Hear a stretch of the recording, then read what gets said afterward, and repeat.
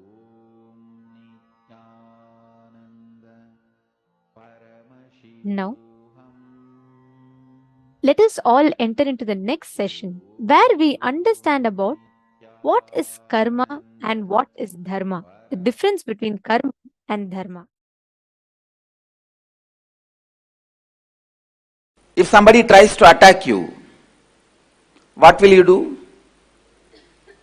Naturally, you will defend yourself. Do you need a special spiritual practice for it?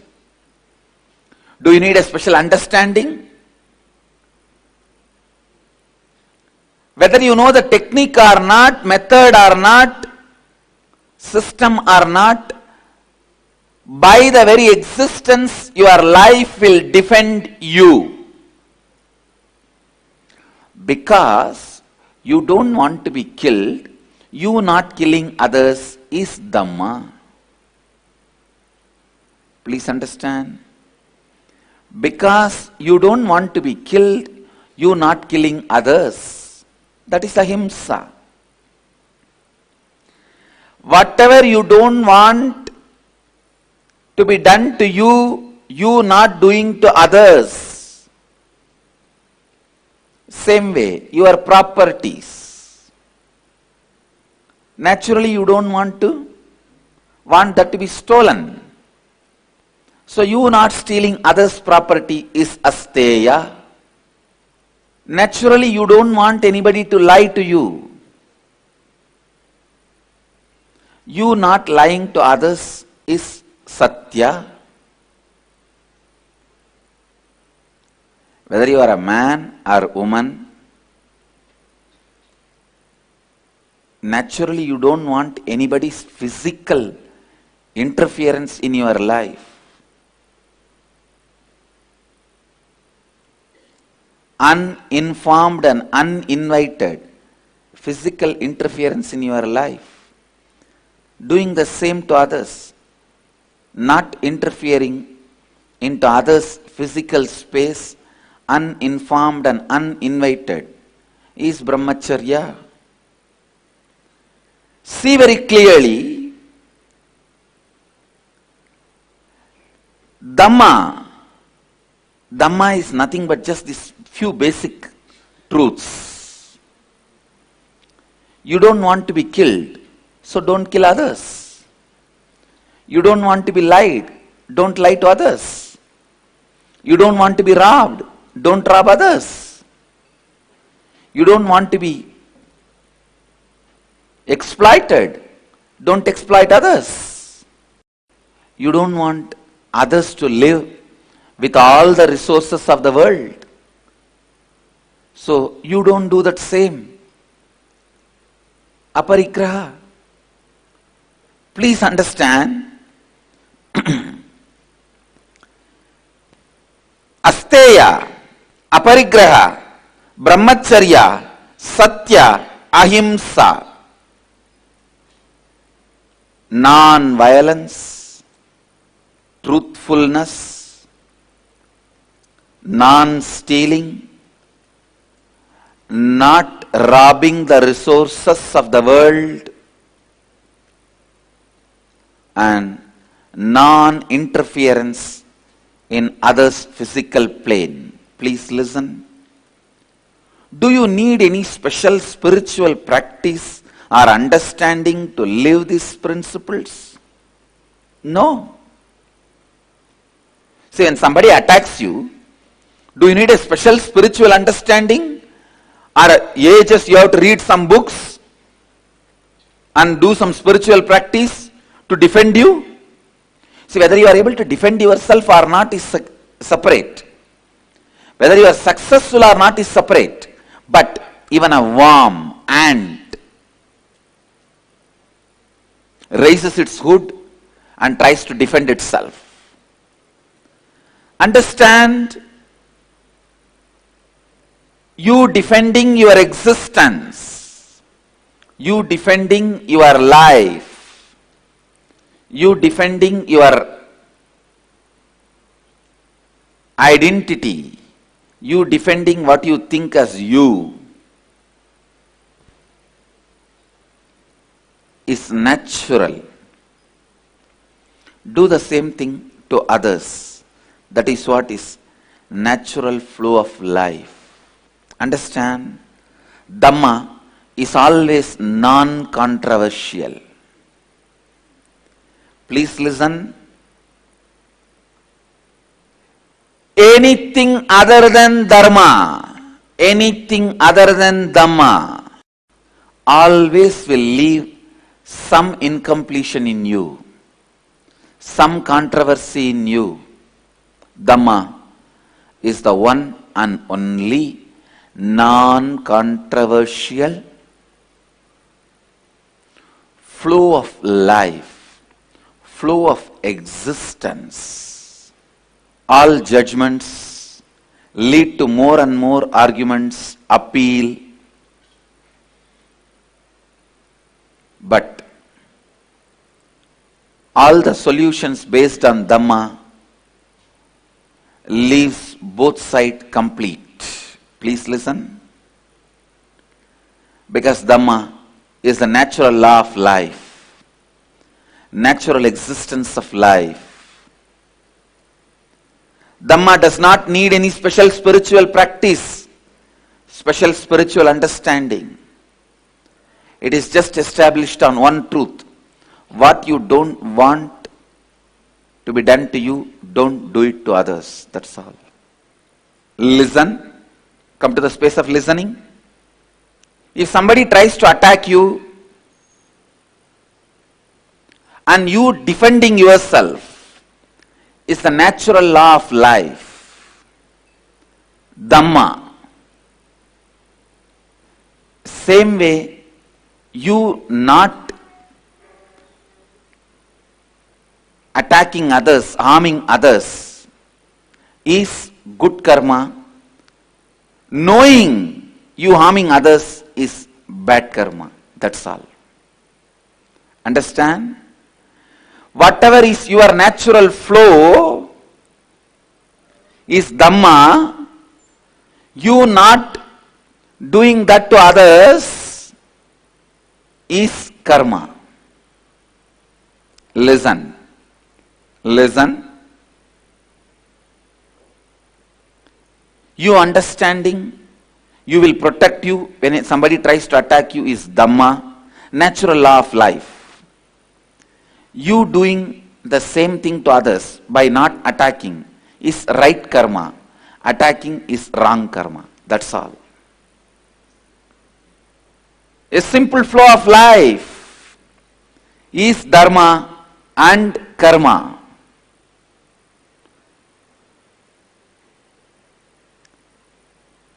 Listen. Anything you create, anything you do, anything you mull over, anything you try to digest, anything you try to practice is not natural law of life. If at all you have to practice something that is only one completion, that's all. Only one you need to practice completion means getting back to your natural space, your original space. Other than completion, nothing else need to be practiced. Simply you know the law of life.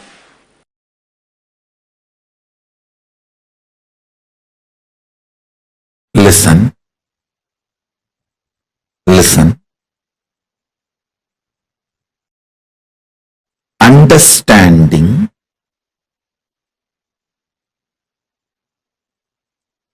the cosmic flow of life, like karma,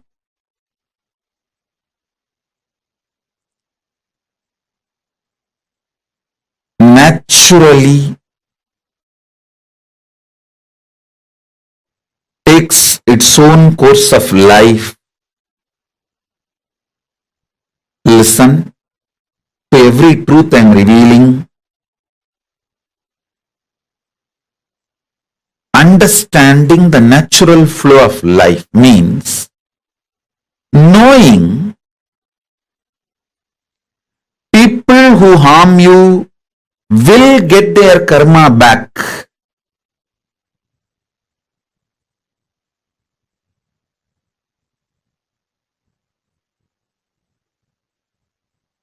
People who support you will get their punya back.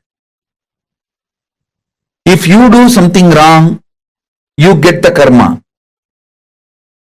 If you do something wrong but you raise your consciousness, you can save yourself from the karma coming back.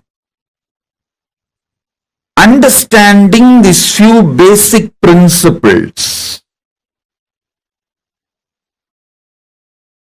takes away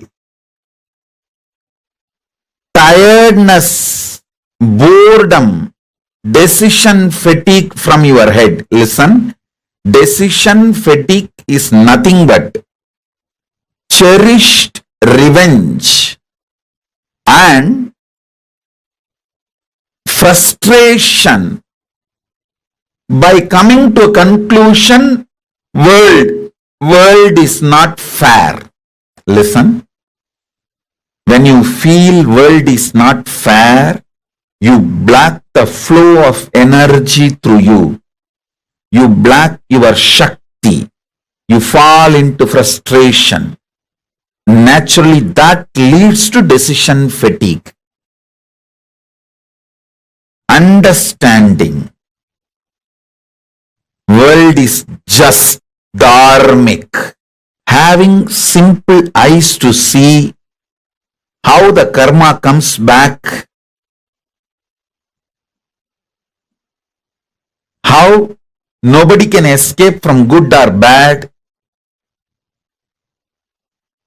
Understanding this basic truth takes away all decision fatigue, frustration, anger about life, vengeance you cherish about people and life, known, unknown, all that just taken away. You become a free channel for energy to flow.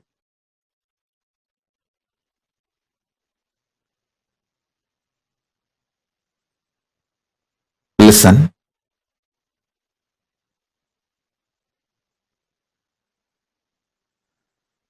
Knowing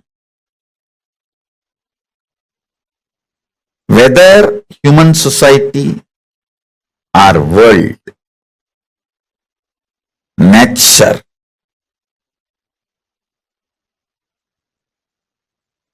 everything known and unknown flows as per dharma. I tell you guys, it is this clarity, just because of this clarity, karma naturally goes back to people.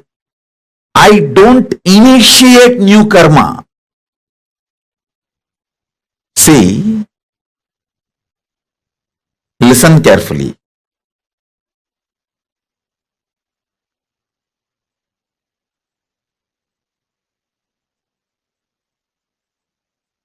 This is one of the biggest confusion, all those so-called logical brains. People try to tell, maybe, see, when I tell them, hey, don't kill the goat and eat, next janma, the goat will come as a human being and kill you and eat. They say, maybe Swamiji, last janma, the goat killed me and ate. That is why now I am killing the goat and eating. Stop initiating new karma. Then your Kundalini will be awakened. You will have the Shakti to see the flow of whole life. Stop this idiotic justification for initiating new karma. Listen carefully.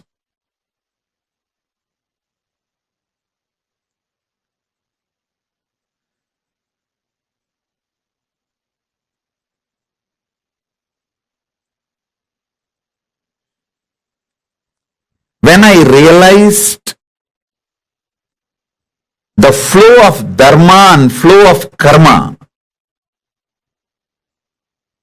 I stopped initiating new karma chakra or the karmic chains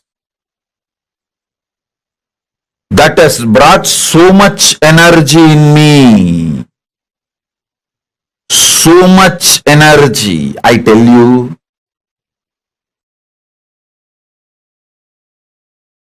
Every time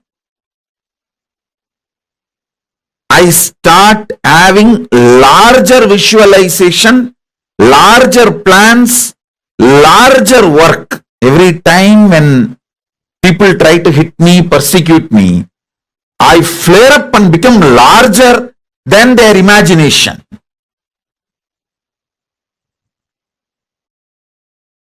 Secret of my energy is knowing the karma flow and dharma flow. I just know you don't need to initiate anything to take revenge on people. Initiate, focus everything to protect you and creatively contributing. That's all. You protect yourself, for that you can do everything.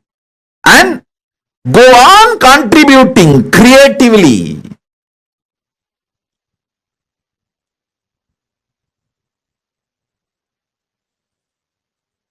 Even when I give a simple hug,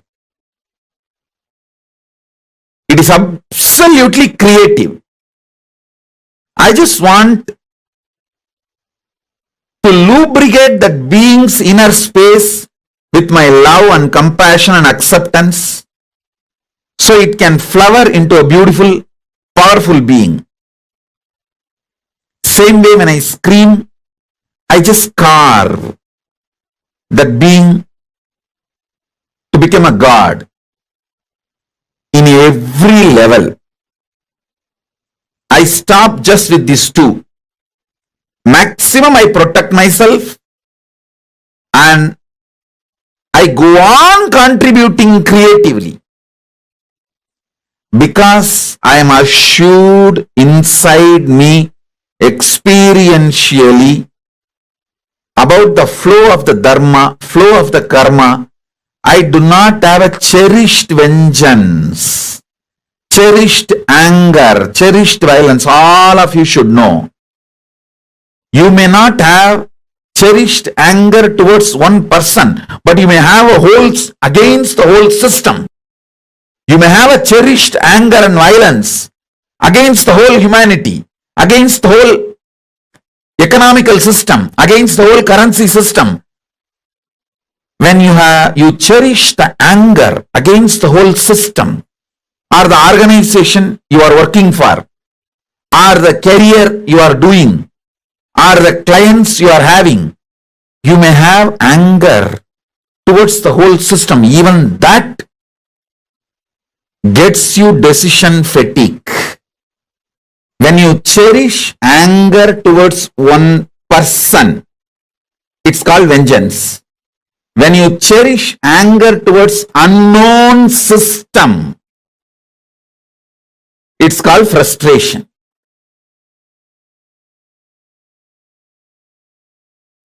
Please understand, your arrogance which makes you believe you can manage the natural law of life itself is called karma. Your arrogance which gives you the belief you can manage the natural law of life is karma.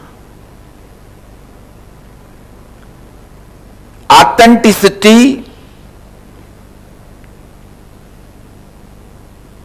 is natural law of life.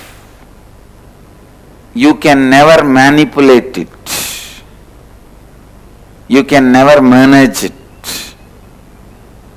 Only you can be managed by authenticity. You should be managed by authenticity. Why we try to manipulate dharma, law of life? Because we feel at some part of us we cannot change, we feel it is impossible for us to transform. Some habits, some patterns, you feel you can't give up. So naturally, to convince yourself it is okay, you need to manipulate dharma. For example, if you can't live the life of a sannyasi, celibate, then just manipulate the dharma saying, okay, it's okay, this is also okay. If you are unattached and live grihastha life, that is also okay. But if you are unattached, then why are you going to live there? Now I am not saying give up the grihastha life and become a sannyasi. All I am saying is at least be very clear where you are powerful, where you are powerless. And it is not necessary you need to give up grihastha life to achieve Advaita, live Advaita. So from that context, if you say, I don't need to give up the grihastha life because that is not required for Advaita, living Advaita, then you are right. But if you say, no, without attachment, if you live there, that is also okay, then you are manipulating dharma. Please understand. If you can't get up early morning for yoga, naturally you start manipulating. No. That and all is not required for me. Just if I mentally align myself and remember God few minutes, He will immediately land on me and support what is there. Unnecessarily waking up in the early morning, bending the body this side, that side, and if I just remember, that's all, that is enough. This is manipulating dharma, understand? Actually, waking up early morning is not necessary for Advaita. It is a support, but not a compulsion to live Advaita.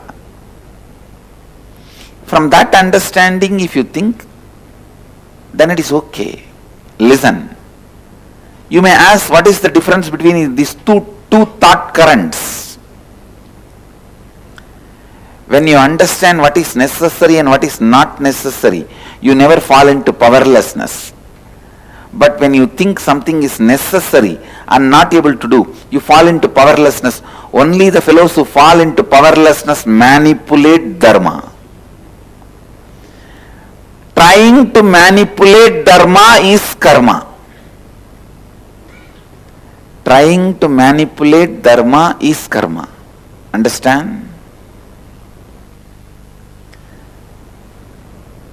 If you know thoroughly, you have to get up early morning for living Advaita. If you can't get up, the right thing to do is completing with the pattern you are not able to get up and making your body and mind fresh, alive for you to wake up early morning. That is the dharma. But unfortunately, if you learn to manipulate even one step of dharma with the wrong reason, I tell you, after that dharma can never enter into your life. Because you know how to manipulate every rule. Just one simple understanding. Integrity with the time. For living Advaita, integrity with the time is necessary. That is not option. If you tell 6:30 you will be there, you have to be there, or you have to inform them ahead, at least before 6:29, that you will not be there at 6:30. So integrity with the time is a compulsory for living Advaita. But when you can't maintain this integrity with the time and you start manipulating within you and without you, means inside you and outside you, both. No, that and all is for initial level people, not for everyone. That is not required. It's okay. Once you manipulate yourself, convince yourself that Integrity with time is not required. The moment you convince yourself, be very clear, you entered into the pattern of karma. After that, within 3-4 months, you will convince yourself with all types of manipulation. Authenticity is not required for you. You will convince yourself non-violence and cruelty-free lifestyle is not required for you. The ability to manipulate dharma, the mental setup of manipulating dharma, I tell you, that is the most dangerous pit a human being can fall. That's the most dangerous drainage a human being can fall. I tell you, I have to look at the stark reality. Even if a single person who does not manipulate dharma, who lives what he knows as right, is enough for me to run my Sangha. Just one person. I am searching just for those 1 or 2 persons who does not manipulate dharma. Please understand. Lives what he knows is dharma. Does not use different words, theories, theologies, concepts to manipulate it. I am searching just for those 1 or 2 diamonds. Of course, I wanted to make millions of people. I wanted to make is different, but still I have not got even one is the truth. Who does not manipulate dharma in his thinking. There is no blind spot in his thinking. If he knows right, he does it. If he does not know, he knows it is not required. If he does not get up in the morning and come for yoga, he knows it is not required. If he knows it is required, he is not inefficient or there is no impossibility. That is what I call no blind spot, no manipulation of the principles. It is unfortunate. One of the very important Hindu guru telling publicly he is searching for one person who does not manipulate the dharma. Understand? The scale I set also need to be looked in. Its highest standard. Anyone who lives in his life without manipulating even one step of dharma lives enlightenment. The pattern of manipulating and compromising with the life of Advaita is karma. The pattern of coherently vibrating with the Advaitic thinking, being in sync, synergetic with Advaitic thinking is what I call dharma. Who knows the dharma and do not compromise, do not manipulate it, lives enlightenment. Sit and think through your whole life. Let your whole life be aligned with dharma. Whatever species exists on the planet Earth, they all have a right over the planet Earth just like we have a right. We don't have a right to vacate them from the planet Earth just because of our whims and fancies. No. Everything you live should have the context of Advaita. Everything which has the context of Advaita should be lived by you is living enlightenment. Lifestyle of no blind spot. Every understanding from the context of Advaita has to be lived uncompromisingly. If you are made to understand this is responsibility, you have to live it. This is enriching, you have to live it.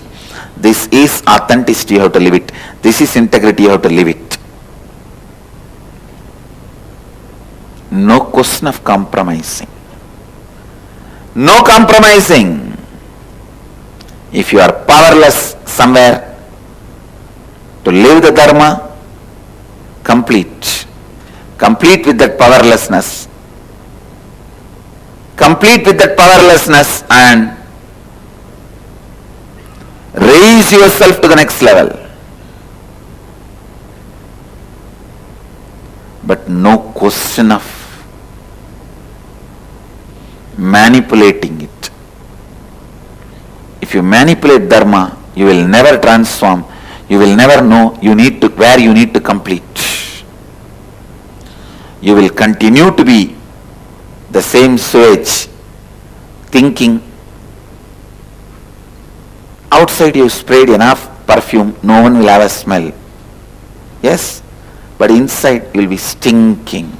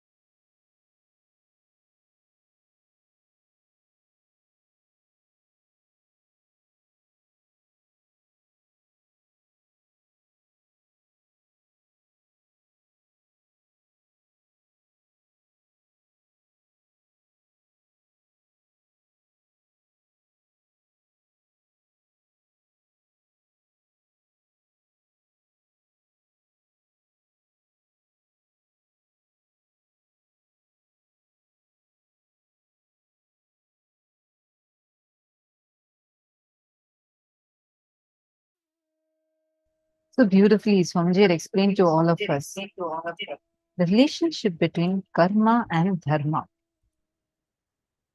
I request each one of you to post whatever you have understood.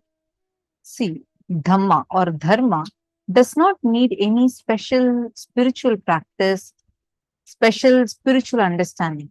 It is just established on one truth.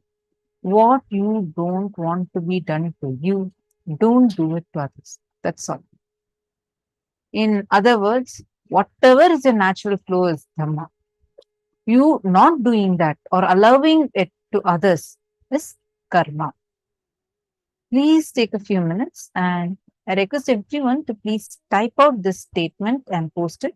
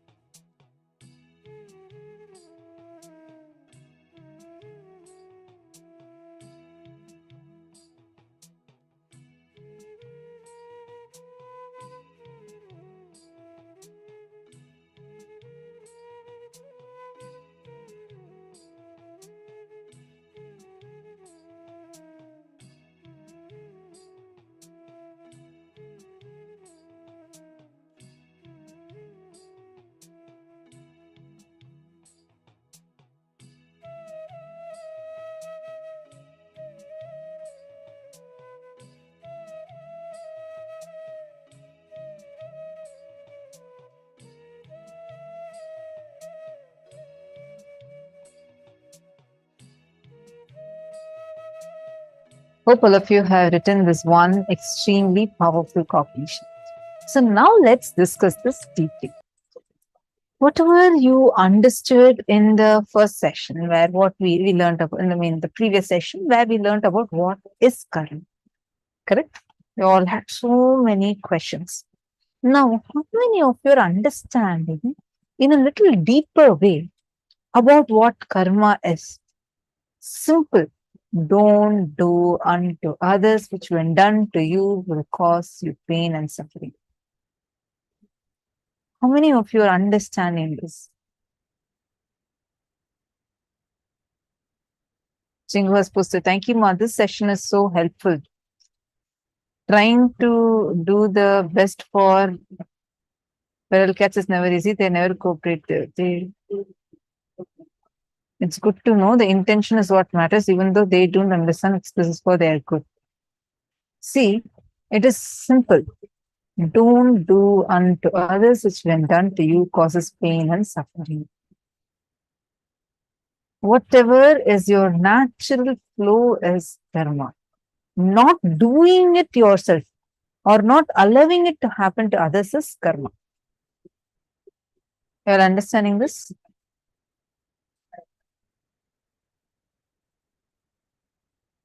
How many of you are getting this? How many of you feel like, yes, I'm clicking this?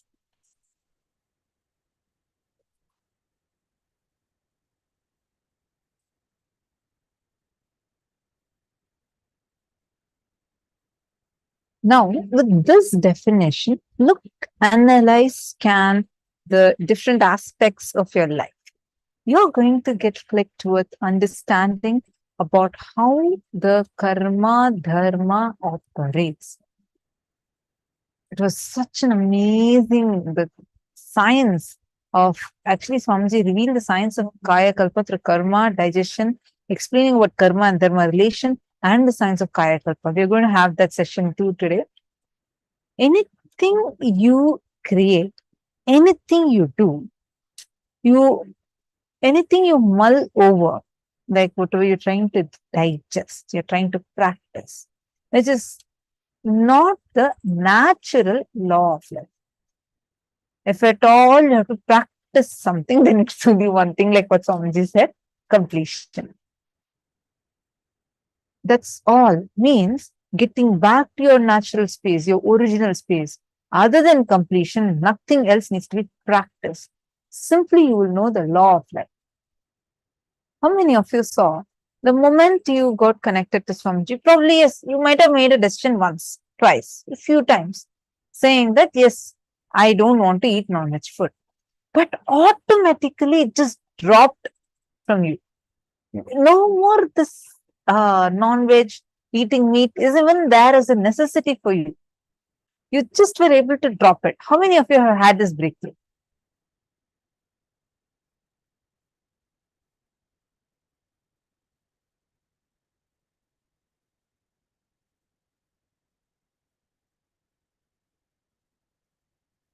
Susan Davidson is saying yes, and it seems like we are collecting karma at every turn. That is true, Ma. That is why they say, right?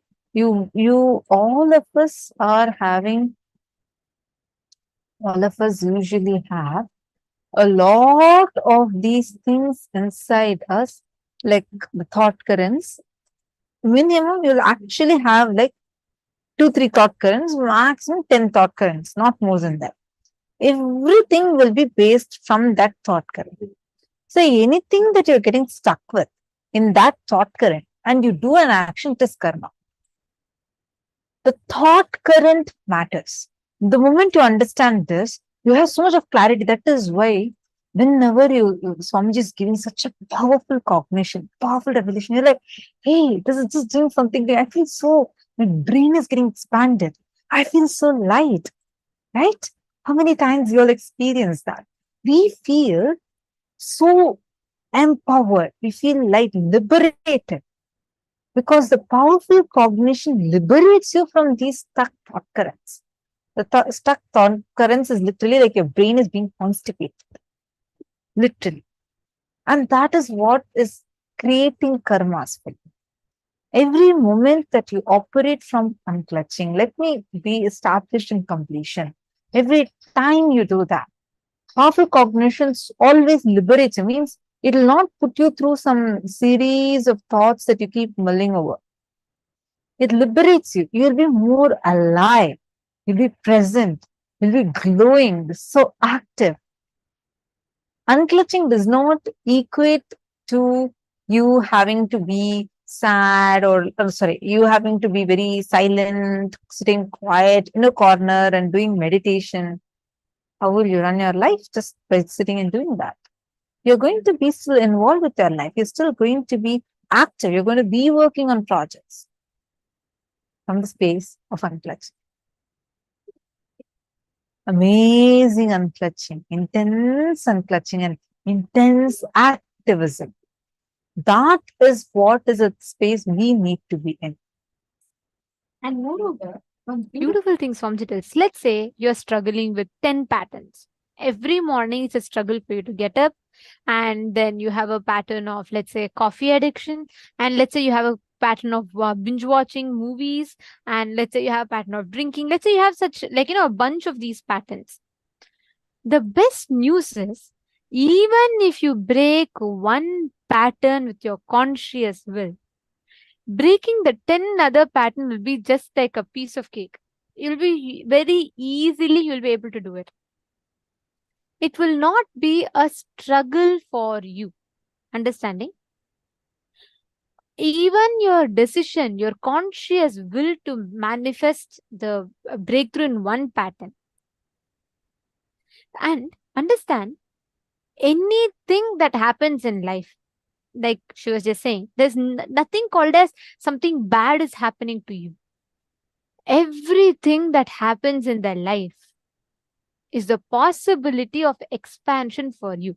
Swamiji will tell that only arrogance remembers the pain in life and forgets to offer gratitude for the good things in life. Always arrogance will only remember the painful things in life. That is why we will collect.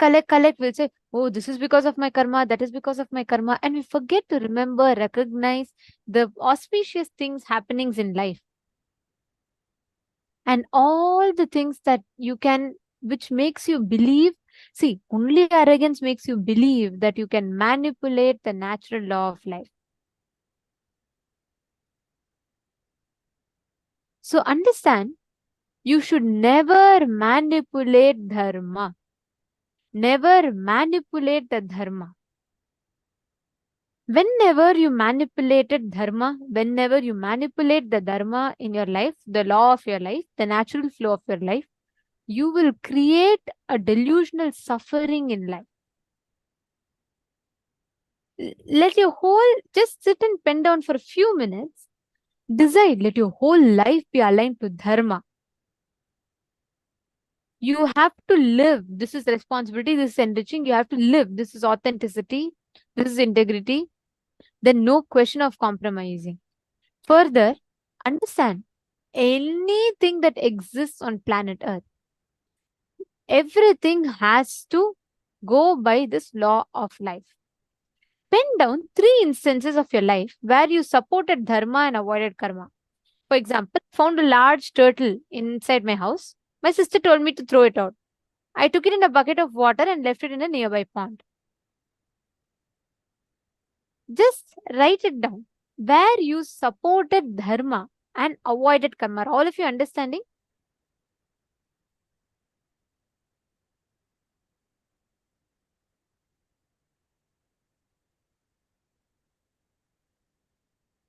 When you fulfill it, for example, you are supposed to be, you are seeing that someone is suffering. It is not that you are, it is not that someone needs to tell you that, but it is your dharma that you have the ability to help, and there's a person suffering in front of you. You naturally went and you did the dharma of enriching the other person, because of which you avoided the karma. Write down situations like that, where the easy choice could have been, let's say, in ignoring the person, you continuing to do, you're rushing for something and you want to finish that. But you're incurring karma there by not supporting the person. You're manipulating the karma. Whenever we postpone, procrastinate due to laziness, boredom, tiredness, we are manipulating the dharma and in turn incurring karma. Write it down. I just wanted to read out this beautiful experience Mayana has posted. I had a breakthrough on fasting last days. I did not eat for 3 days and it was so simple. I just thought and offered it to Swamiji and Devi. Yeah, and she said that she clicked with saying that we can actually surrender even fasting to Swamiji. And first, I only wanted to fast for 1 day only. Wow. See, now, Vayana, how powerful you feel, right?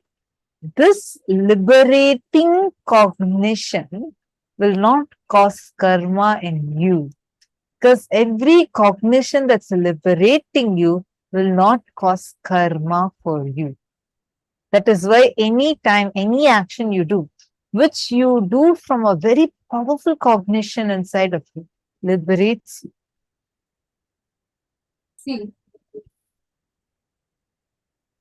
when we get caught up so much in following the letter, forgetting the spirit, that is the worst way you can manipulate any dharma, the law of life. There's a very beautiful story about it. This is one of my most favorite stories. The story on how a cat stopped the worship. It's a very beautiful story. So there was a monastery, okay? And in that monastery, there lived a cat. Every day, whenever the Sannidhanam, which means the pontiff of that monastery, was performing his daily worship, the cat used to jump here and there and used to create a huge ruckus. So one day, the Sannidhanam said that, hey, first tie up the cat before I start my puja so that the puja is not disturbed. This is what the Sannidhanam had told. The disciple tied up the cat and the Sannidhanam did the puja peacefully. On the second day, they again tied up the cat. The Sannidhanam did puja. On the third day, they again tied up the cat and the Sannidhanam did the puja. After some time, it became customary to tie up the cat before Sannidhanam started the puja so that it doesn't jump and disturb. One day, this old Sannidhanam, he died. The new Sannidhanam, the successor, succeeded him, who also faithfully followed the practice of tying up the cat before doing the puja. After some years, the cat died. Now the disciples don't know what to do, how to start the puja without the cat. So they started searching everywhere for another cat, but no cat could be found. Finally, that day, Sannidhanam could not perform the puja because there was no cat. Understand? Initially, the cat was told to be tied up so that it doesn't disturb. Now, that became just following the letter, forgetting the spirit, and they stopped the worship because there was no cat. Understand? A beautiful religious tradition which had been happening without break for hundreds of years was stopped because of the wrong understanding. Many times we follow the letter, forget the spirit, and we create suffering in life. This is exactly how it is. The cat was originally bought for what? The cat was disturbing, so it was tied. But the whole thing, now the worship stopped because of the cat. This is how we all follow the letter, forget the spirit. So understand, look into your life, analyze and pen down 3 instances where you supported dharma.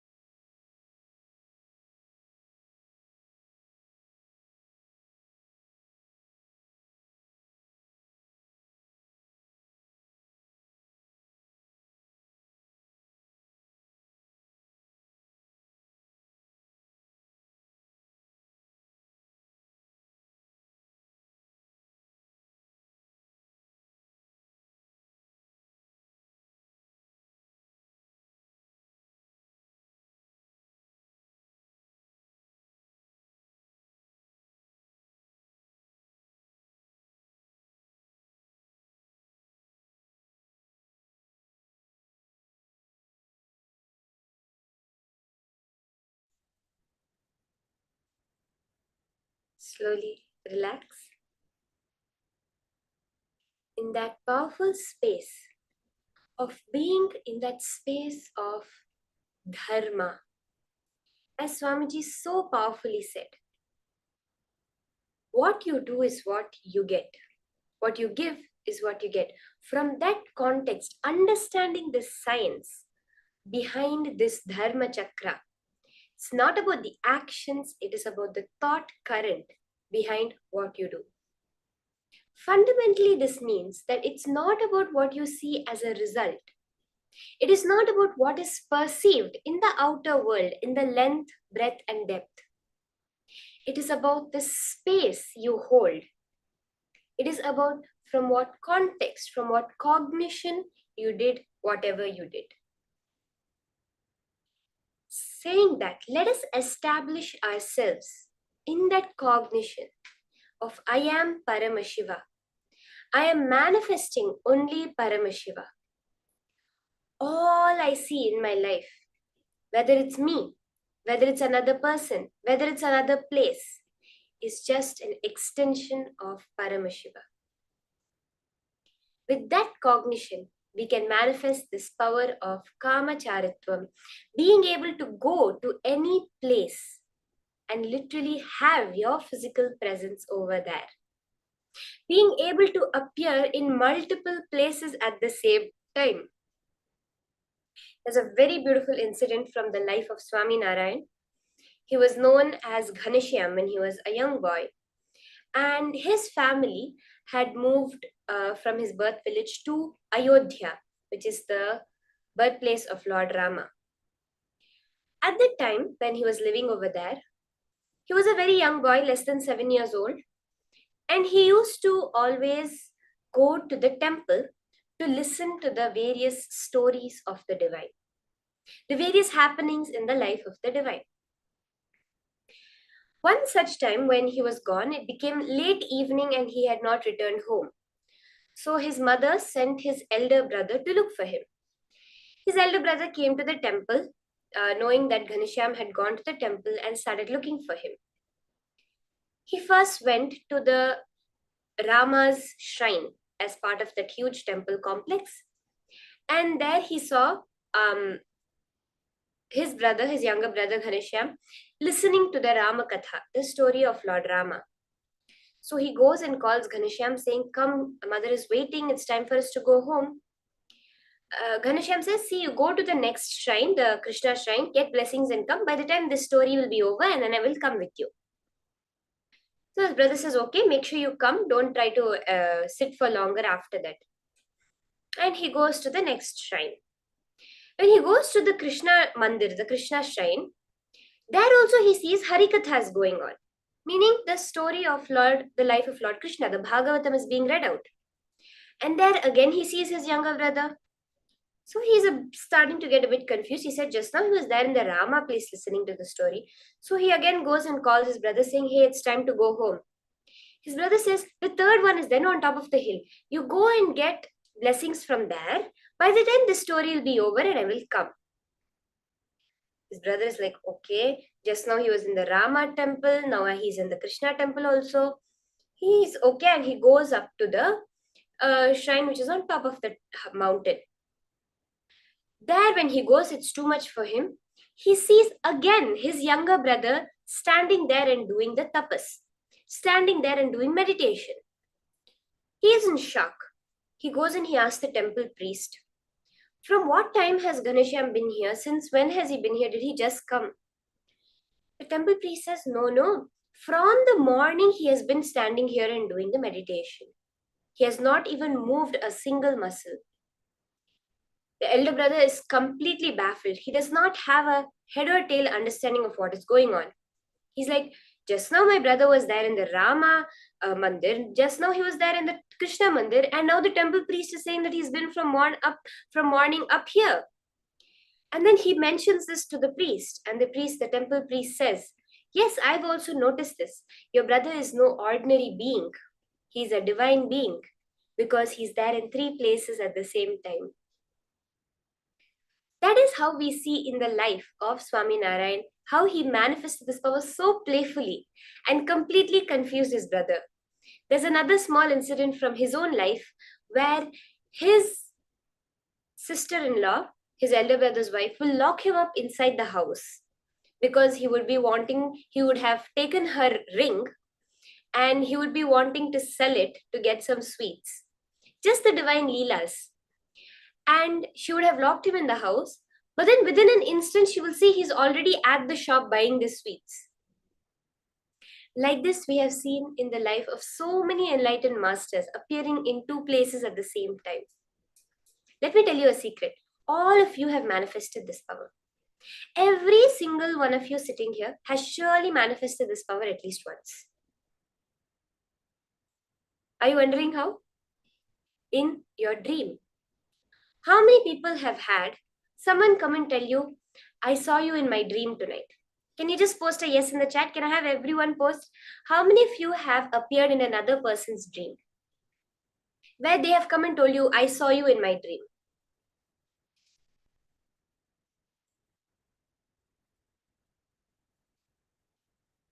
Yes, okay, Madonna is saying that she has heard this. Can I request everyone to post?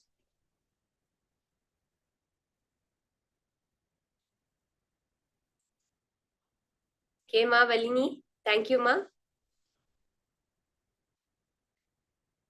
In your dream, you have manifested this power.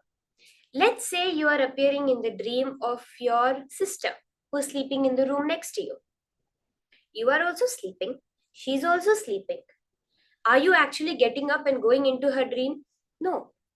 But you are existing simultaneously to your mother who's seeing you sleep on the bed and to your sister who's dreaming about you. Or else you have two people dreaming about you at the same time. All we are doing is raising the frequency of that to manifest it in this higher reality also.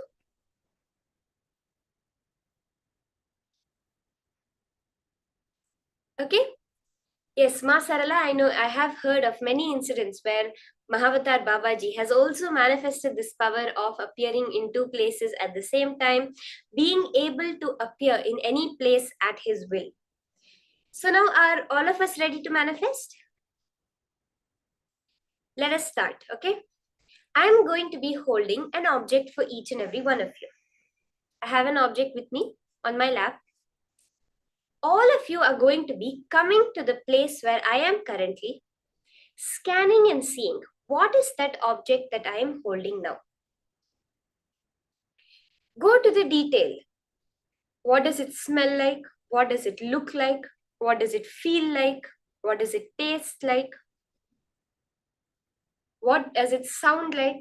All of these details you can post for the object that I'm holding now, okay? Because you're going to be physically coming here and seeing it. Let's start. I want to request all of you to post in the chat whatever Paramashiva reveals to you. Exactly what is the object that I am holding in my hand right now.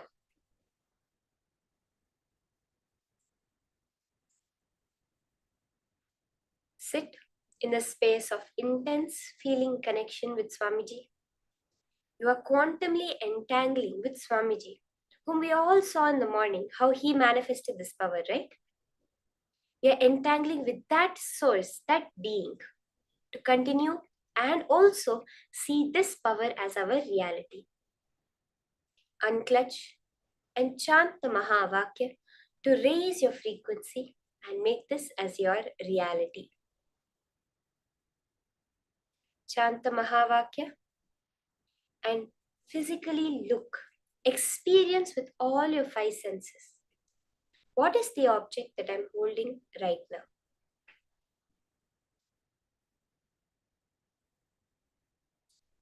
If you have any doubts about the manifestation, if you're understanding completely, I request all of you, you can post in the chat any doubts, any questions, any clarifications you need.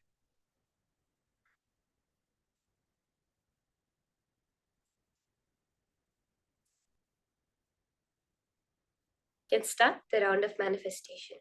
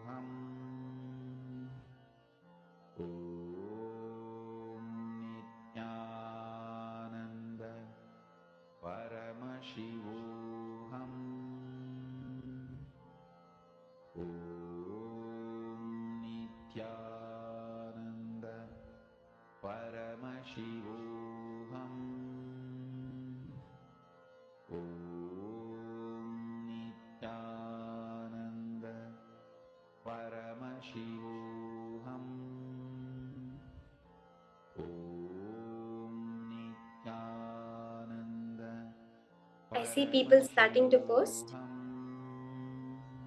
Thank you. As and when Paramashiva is revealing to you, you can immediately start posting it in detail. Go through all the five senses. What are the sounds that Paramashiva is revealing to you? The sight, the touch, the taste. All of this you can post.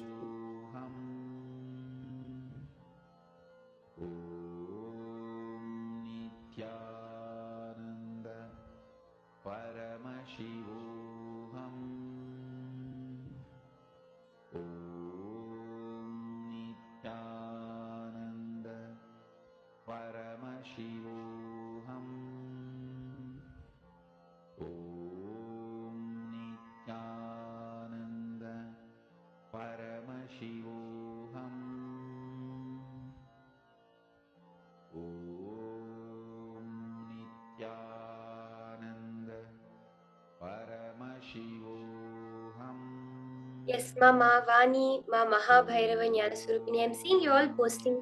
Go to the detail. What is the colors that is appearing to you? What is the feel? Like, what are you able to feel as the texture? If there's any smells or tastes, post all the details. How exactly did it appear to you? You saw, let's say, Ma Vani said she saw bells. How was the bell? How did the bell appear to you? Did it appear as a word, as a sound, or as a feeling? Did you see someone holding the bell? You can post all the details of exactly what you saw. What color was it? What size was it? All of these details.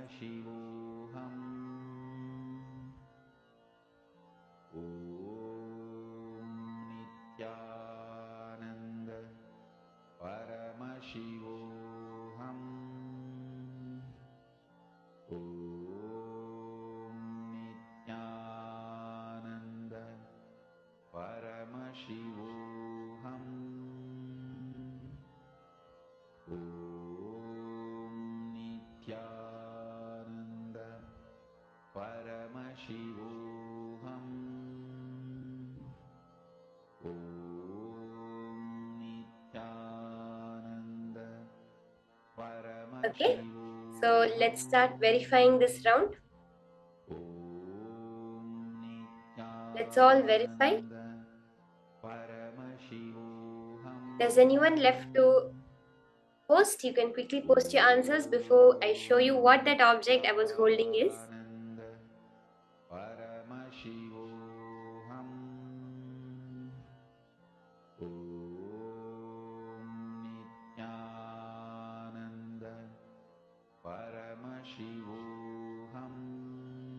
Anyone left to post? Okay, now let's verify what the object was. So many people actually got the color right. I have to say that. So many people got the color right. The object I was holding is a banana. As you can see it, it's a regular banana. Ma Vani, you actually saw brown and yellow. You saw both the colors, exactly the only two colors that are present on this. You saw both of them. Ma Valini, you also saw yellow and Ma Mahabhairava Jnana Swarupini, you actually posted something golden, something shining. So it means you did start to catch the color of the object.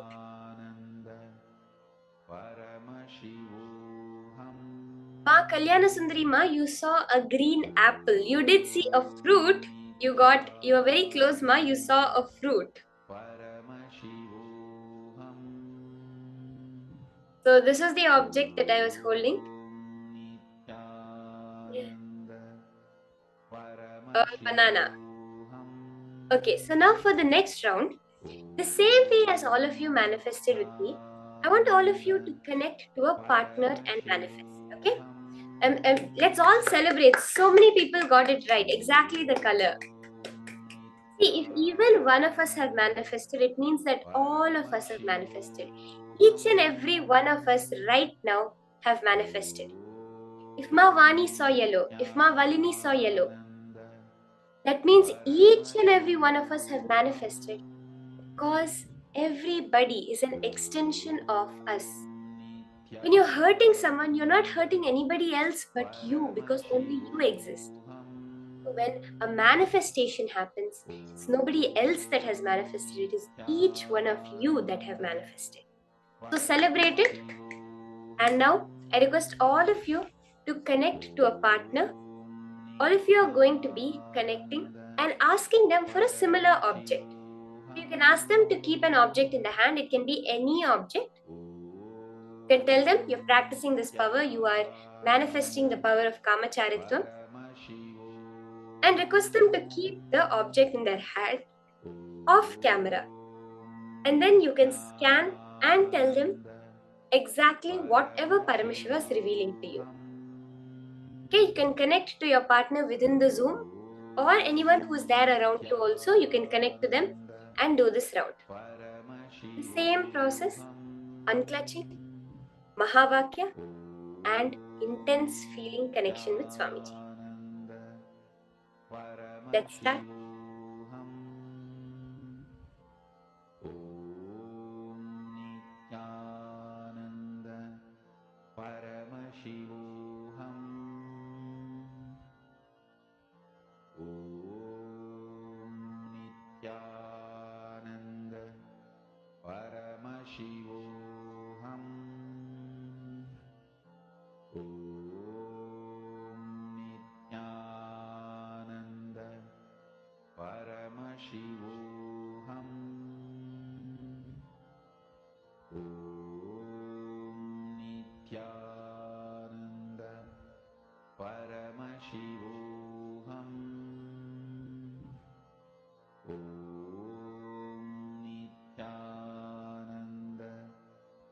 If at all you're manifesting with someone within the Zoom, both can keep the object for each other simultaneously and do the manifestation. Okay? So let's all start. Shanta Mahavakya intensely.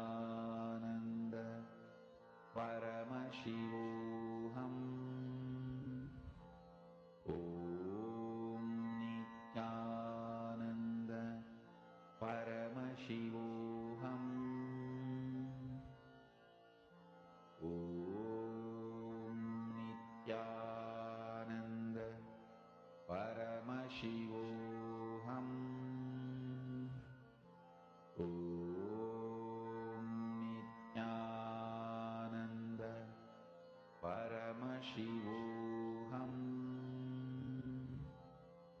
Om Nithyananda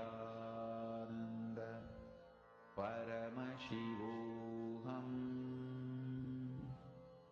Om Nithyananda Paramashivoham. Om Nithyananda Paramashivoham. Om Nithyananda Paramashivoham. Om Nithyananda Paramashivoham. Mahamahavagya, spiritual lullaby for samadhi, and Suprabhatam, wake up call, wake up song for Paramashiva. This Mahamahavagya is spiritual lullaby for you to fall into samadhi. Suprabhatam, wake up song for Paramashiva to wake up in you. Just remember this one powerful cognition. This Mahamahavagya puts me in samadhi. This is spiritual lullaby for samadhi, and Suprabhatam, wake up song for Paramashiva in me.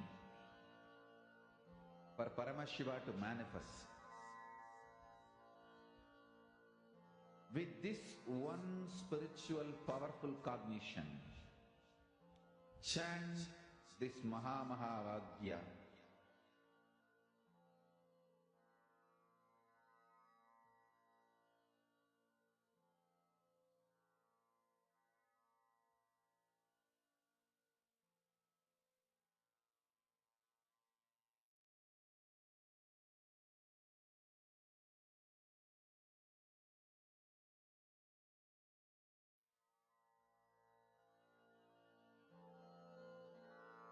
Mahamahavagya, spiritual lullaby for samadhi, and Suprabhatam, wake up call, wake up song for Paramashiva.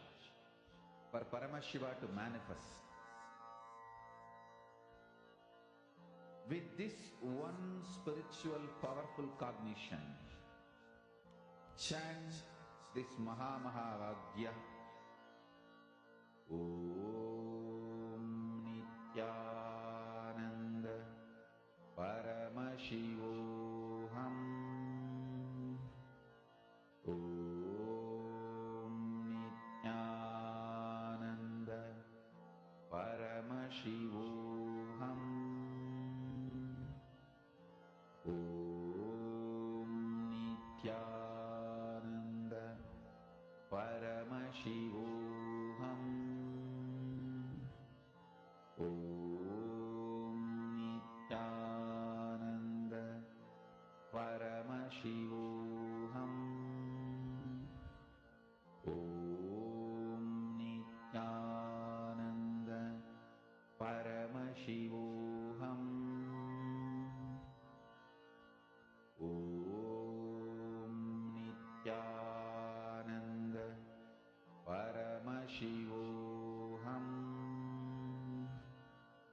Om Nithyananda Paramashivoham. Om Nithyananda Paramashivoham. Om Nithyananda Paramashivoham. Om Nithyananda Paramashivoham. Om Nithyananda Paramashivoham.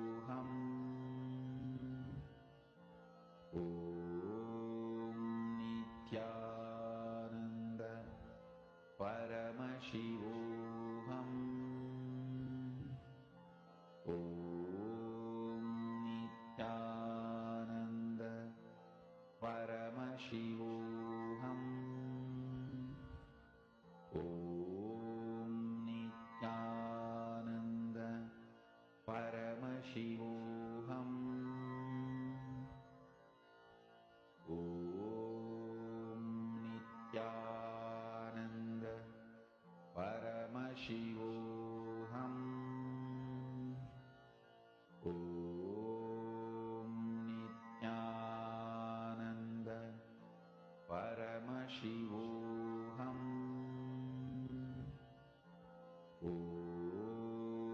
Nithyananda Paramashivoham. Om Nithyananda Paramashivoham. Om Nithyananda Paramashivoham. Om Nithyananda Paramashivoham. Om Nithyananda Paramashivoham. Om Nithyananda. Yes, you can start sharing with your partner. Get verification for all the manifestation that you're doing. How is Paramashiva manifesting through you? In the next session now, we are going to be understanding about karma, Kayakalpa, digestion, and immortality. Let us now hear the higher powerful cognitions from Swamiji on these higher truths.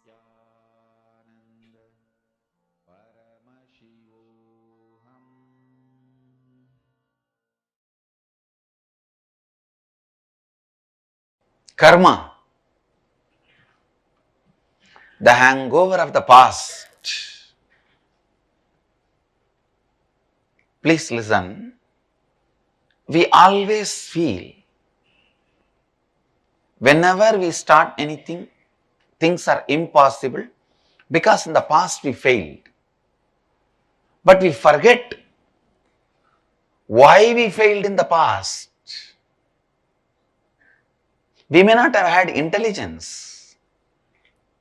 We may not have had what all is required.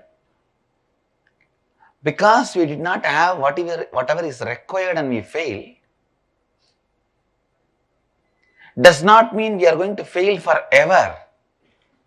But unfortunately, illogical belief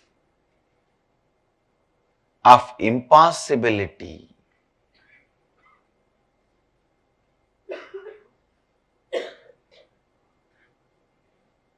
in your inner space is karma.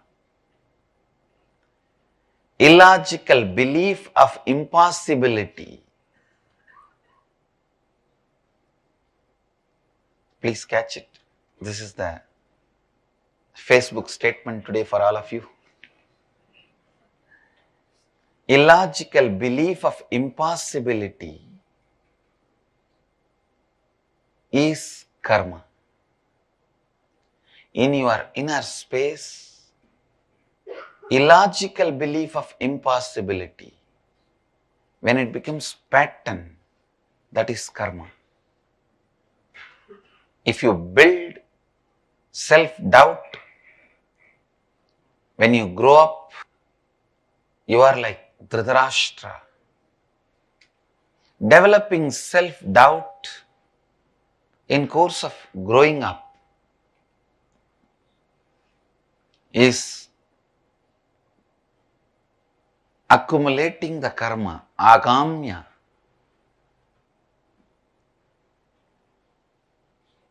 Encouraging the self-hatred with which you happened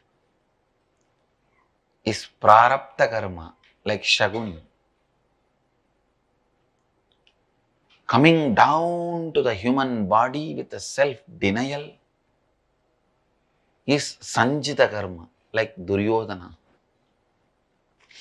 Understand?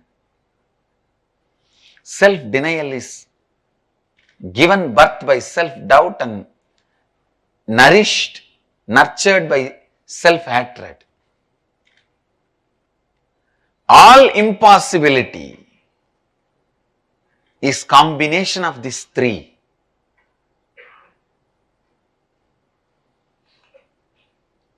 Being held together by self-blackmailing, Gandhari.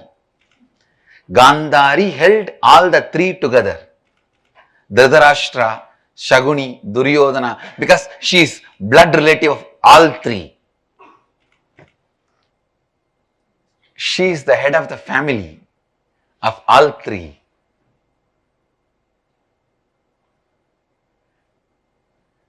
The self-blackmailing pattern,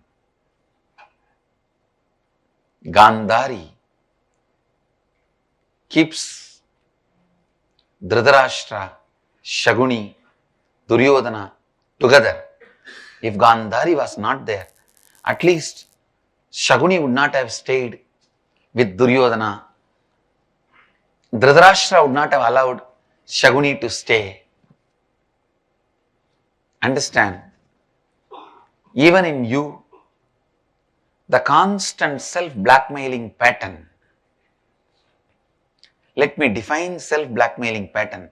If the same way things go on, then what will happen to my identity? I will become nobody. Where will I end my life? I will have to put my foot down, which forces you to put your foot down.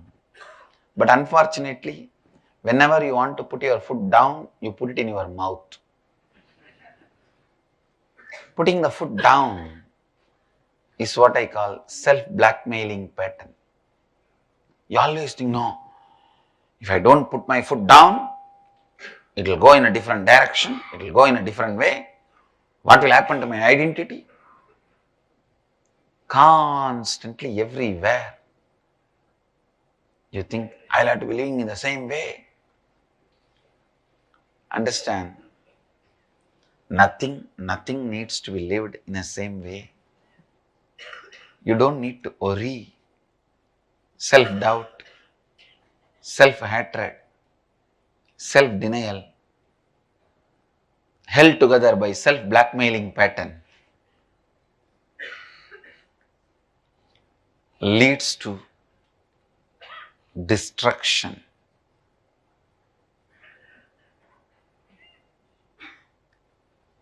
Only in the pure, beautiful, Advaitic space, you will even understand, look beyond the self-blackmailing patterns with which you are suffering. Self-blackmailing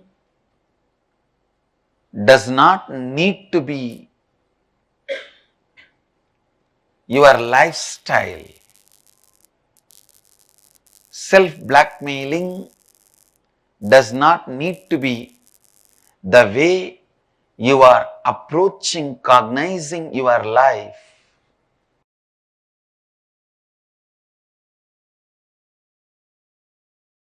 Paramashiva's message directly from Kailasa. Truths about digestion, karma,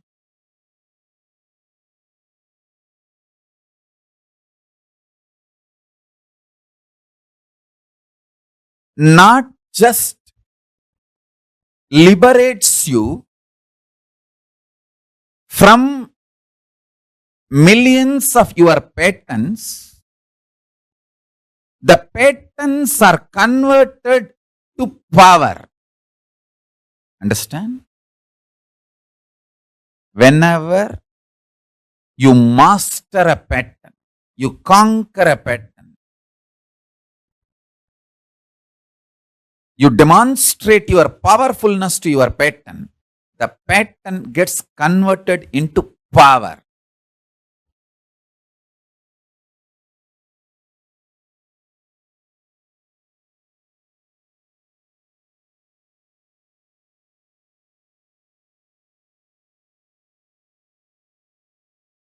I'll start with few basic truths. 1. In the field of consciousness, ultimate is all pervading and all inclusive. Ultimate is not exclusive. in the field of consciousness. For example, in a country, there can be only one supremo. Only one person can be head of the state. Not even two.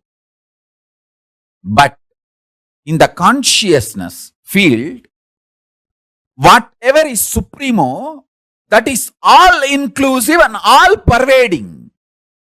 There is no exclusivity. You can't say there can be only one supreme. Pushing our ideas based on politics and this world's reality into the plane of consciousness and trying to say the Supreme God is also one is the human stupidity and peak of delusion. But actually in the field of consciousness, the supreme is oneness. It is all inclusive. It is all inclusive. Listen.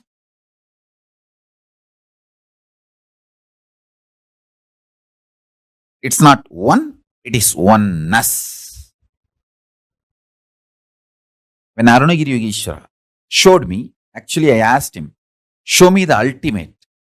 Then he just opened himself and showed me the ultimate. Then in that same experience, he hugged me. I could see when he moved his hand, the Arunachaleshwara Garbhamandir and Arunachala Hill. Arunachala Hill was on his left hand side. Arunachaleshwara Garbhamandir was on his right hand side. The whole thing just hugged me. That idea, me, he, Arunachaleshwara Garbhamandir, Arunachaleshwara Hill, all that got dissolved in oneness. I asked him to show the ultimate. He showed ultimate is always oneness. It is not one. It is oneness. So understand this truth. If you experience ultimate, you have everything. Nothing is left. Everything is in that ultimate. So remember this basic truth. Now understand the next truth. The digestion system you are having physically is the most beautiful, most complex, most wonderful, greatest,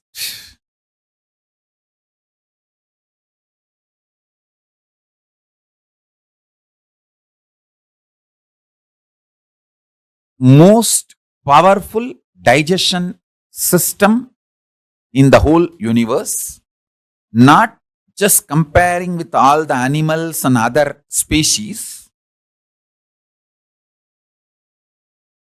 because only the human digestion system, the digestion system you are having in the human body is capable of digesting your muscle memory, biomemory, karmas. Listen. The food inside your stomach can be considered as a physical karma. Memories in your muscle memory based on your habits, patterns, that can be called as muscle memory. Memories in your biomemory, which forms your obsessive, compulsive, reactionary patterns. Your compulsory reactionary behavior, which is deeper than your day-to-day habits. That is called biomemory. Now, let me repeat. Only the digestion system human beings have is capable of digesting not just physical food you eat, it is capable of digesting even your muscle memories, biomemories, and the very karmas your consciousness, individual self carries when you enter this life. This is direct revelation from Paramashiva. Please listen intensely. One by one, internalize. If you apply these great sutras, you can achieve great understandings and manifest powers. Listen, if you apply these sutras, you will understand many great truths our ancient Hindu rishis have nicely intertwined, added into our life.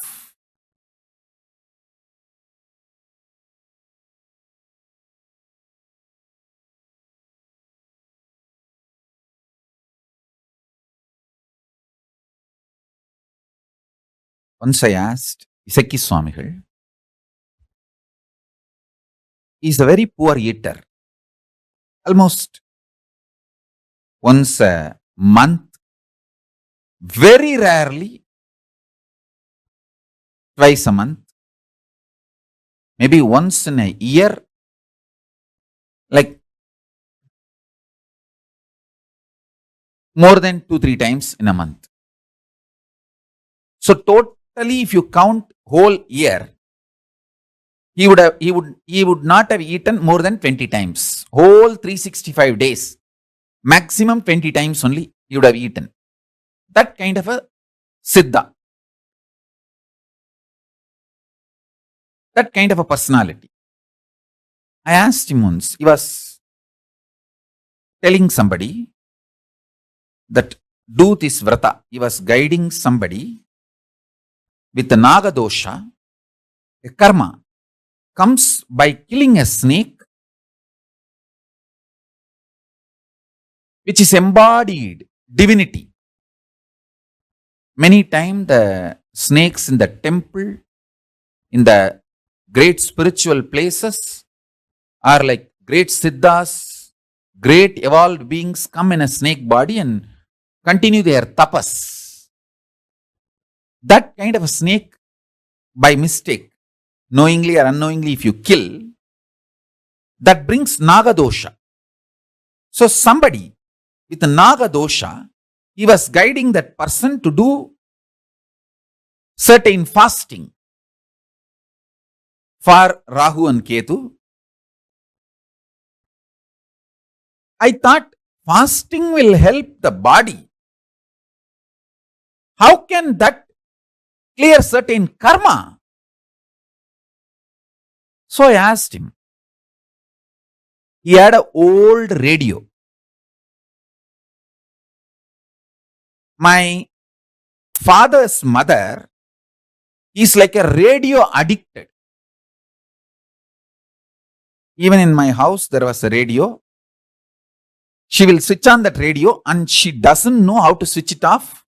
And she doesn't want to learn how to switch it off. She wants the radio to be on almost 24/7. She will switch it on.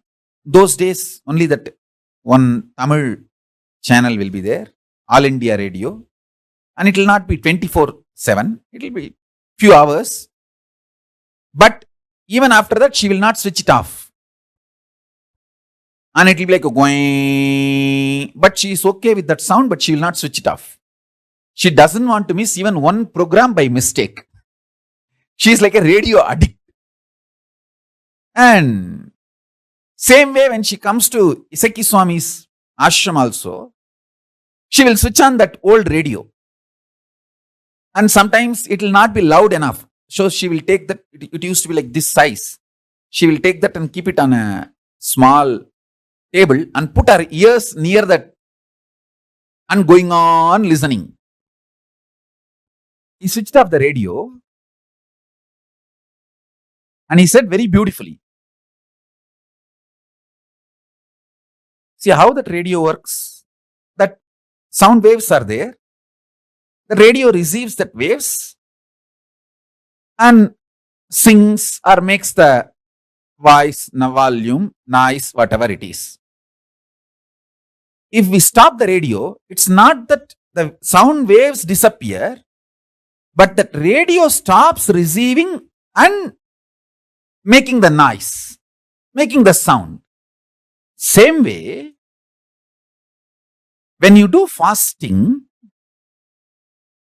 the biomemory, muscle memory which is inside you, which attracts karmas and makes those karmas manifest ill effects, bad things in your life, that gets stopped, disconnected.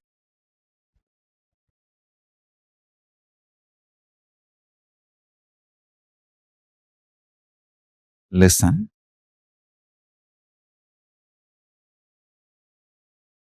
It is such a simple village way of explaining. He said, when the radio is switched off, it's not that the waves are not there, but the radio is not picking up that wave anymore and making noise. Same way, in your body, if you remove the biomemory, muscle memory, which attracts these Nagadosha karmas from cosmos and manifests as suffering and pain, if we just remove the biomemory and muscle memory, you are free from that karma and free from that dosha. I tell you, Krishna says beautifully in the Gita, Svalpamapyasya dharmasya trayate mahato bhayat. Even if you practice little bit of this dharma, great mountainous sufferings will melt down and disappear. This is the secret.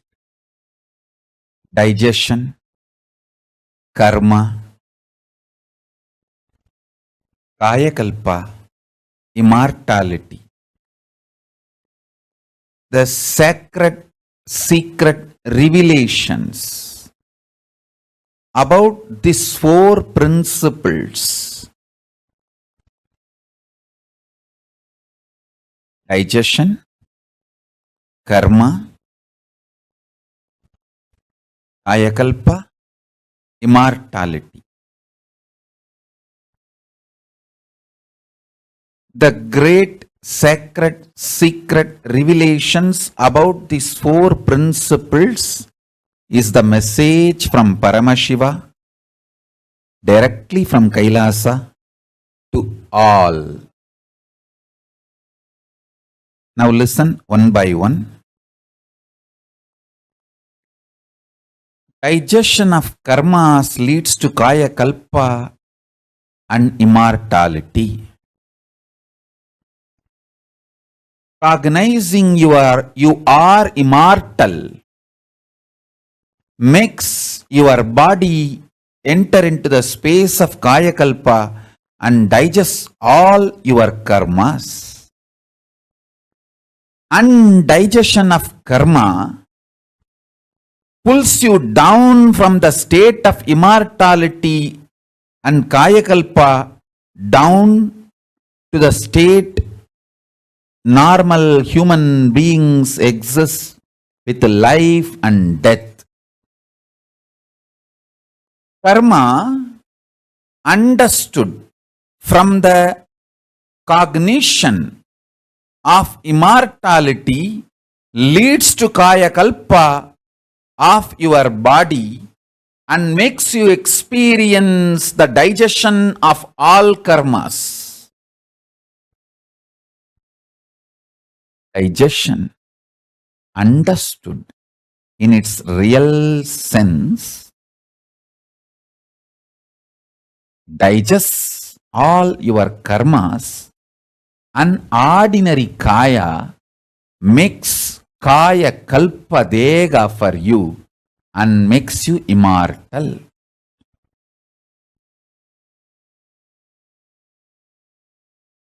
Each statement I made is directly from Paramashiva.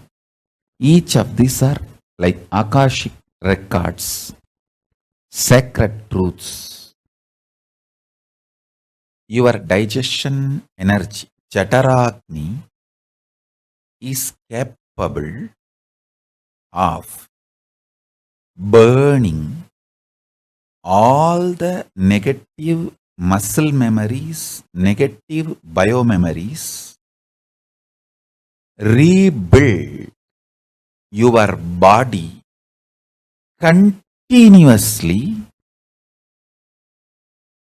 as your conscious decision. Understand? Every part of your body is rebuilt continuously in few days. Your intestine gets completely replaced in few days. Your liver gets completely replaced in few days. Even your brain completely gets replaced in few months.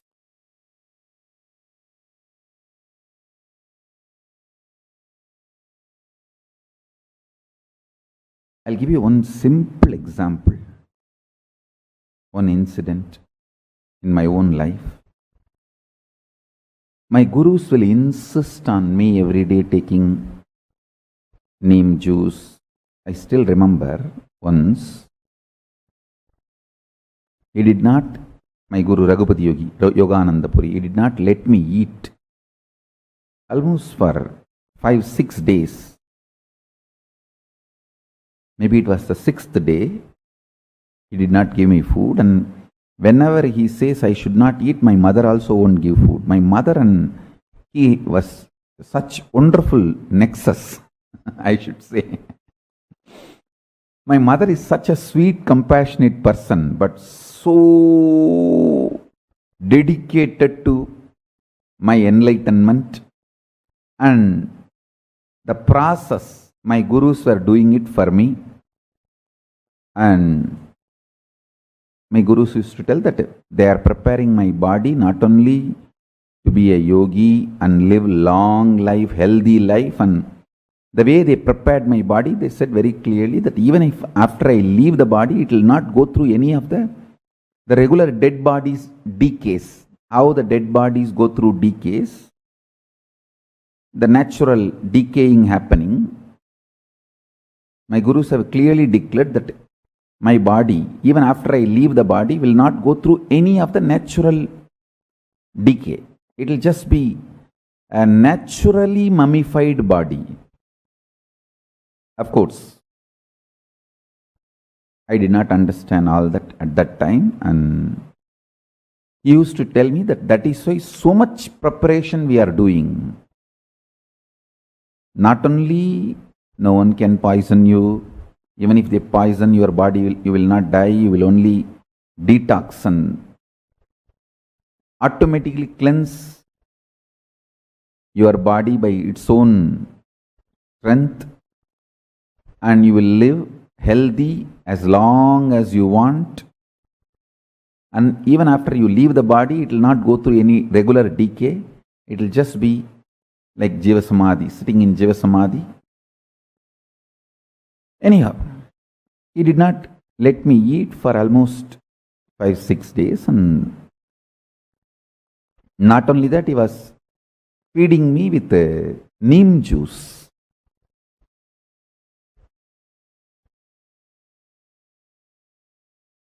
Without food, giving neem juice and asking me to brush my teeth with the neem stick.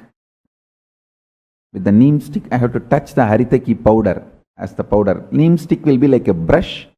Haritaki powder will be like a tooth powder. That is the way I have to brush. And 6th day, still no sign of food. And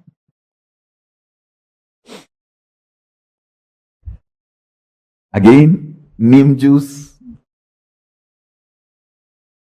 Finally, I vomited. Nothing came out, just that neem juice, which he fed me, that only came out. Because there was no food for last 6 days. What can come out? Only neem juice came out.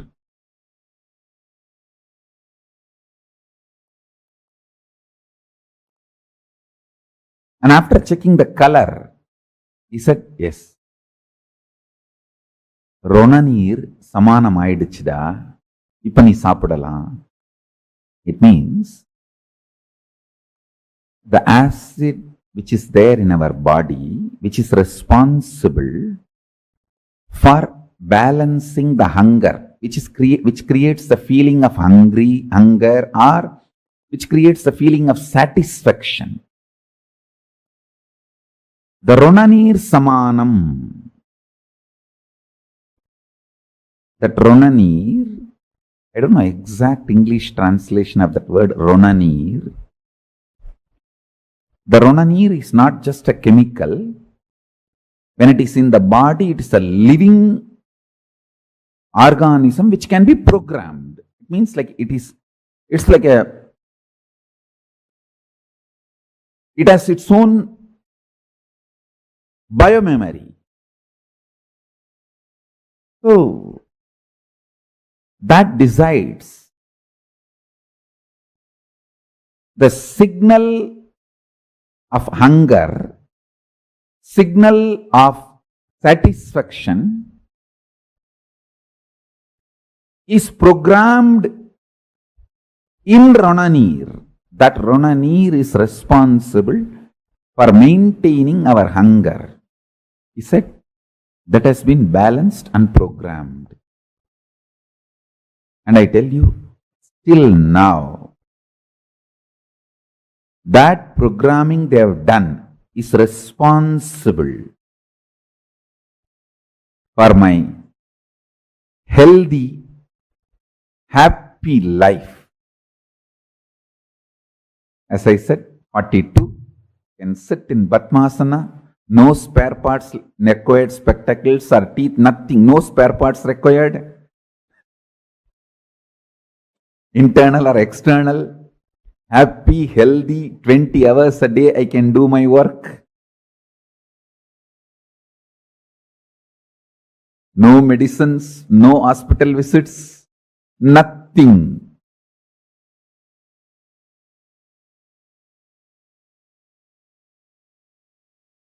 I am 42. Surely I have not even gone to hospitals 42 times. Maybe I would have gone to inaugurate, visit, bless, but not for treatment. Only few times, like when I had the fracture, went to hospital for surgery. Other than that, it's their grace. It's their grace. I wanted all of you to know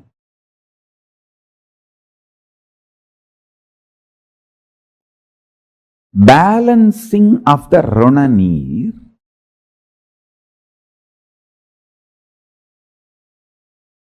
is a very powerful method. I'll give you simple tips. First instruction, keep always your body hungry. Never dump food and fill it. No. You should always feel that subtle hunger. Means constantly the Jataragni is alive, burning. Ronanir balancing gives you tremendous willpower. Biggest problem for the seekers is self-doubt, self-denial, self-hatred. Will persistence will be higher than the self-hatred, self-denial, self-doubt in a strong person. Higher than the will persistence, consciousness. You need a strong, powerful vessel to do the alchemy process with mercury. Enlightenment is just like alchemy process with mercury. First, you need to have a stone vessel in which the mercury need to be poured, and the energizing process should happen inside the stone vessel so that the molecules of mercury is broken through the energy and reassembled as a solid molecules. It's a whole alchemy process. But the vessel should be strong stone, granite vessel. Same way, the body should be built with hunger and Rananir balancing. I am not saying don't give vitamins, minerals, all needed. Give all of that. But stop dumping junk food on the system. Your body will become a powerful vessel where the spiritual alchemy process can happen.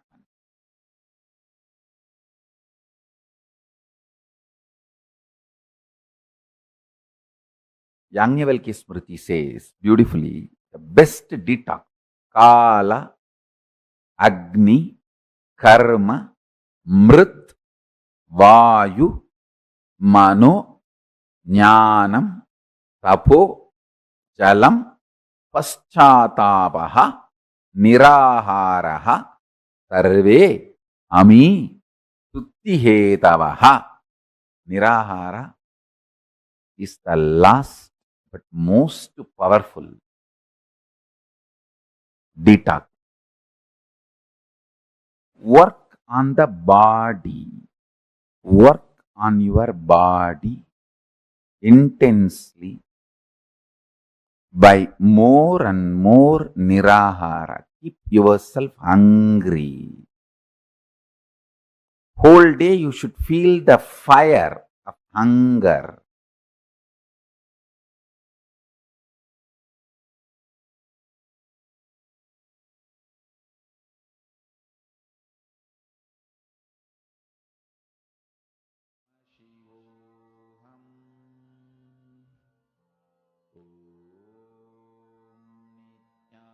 Nithyananda Paramashivoham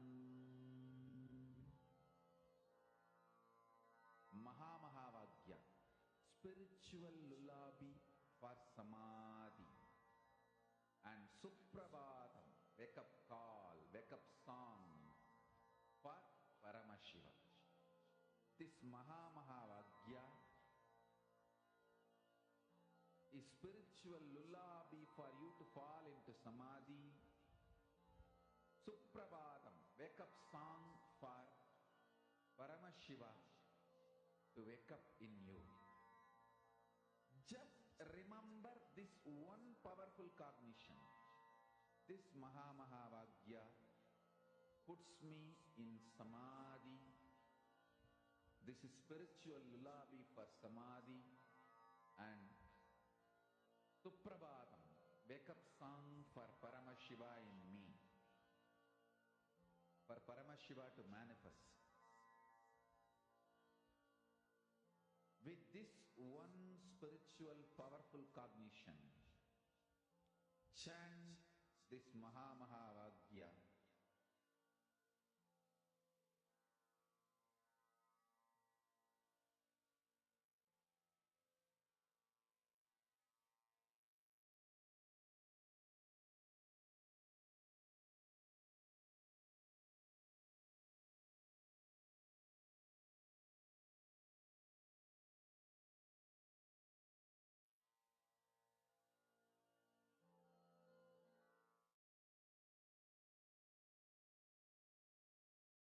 First statement, karma means that the effect of our actions will come back to us in the future. Myth. Karma means the effect of your thought currents will come back to you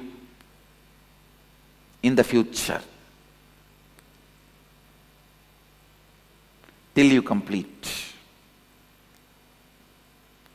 That's the reality. Karma means that the effect of our actions will come back to us in the future is a myth. There is no CCTV recording going on in the cosmos, where your actions will be bringing suffering to you in the future. No. But your thought currents will be bringing the results in the future. There is audio recording going on in the cosmos, not video recording.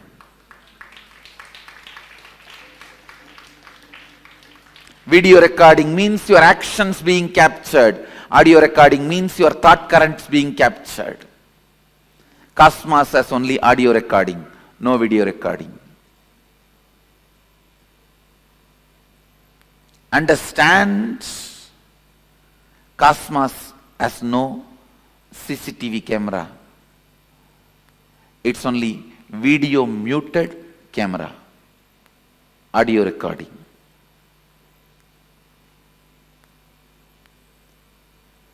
A video recording getting punished is a cheap, childish. God is not interested in that game. God is not playing the game of the judge. And there is no such thing as you will be judged, weighed based on your actions. That is childish, too childish, immature. If God is supposed to do the job, you don't need God. You have enough men who can just analyze the CCTV footage of your life and pass the judgment, whatever is required.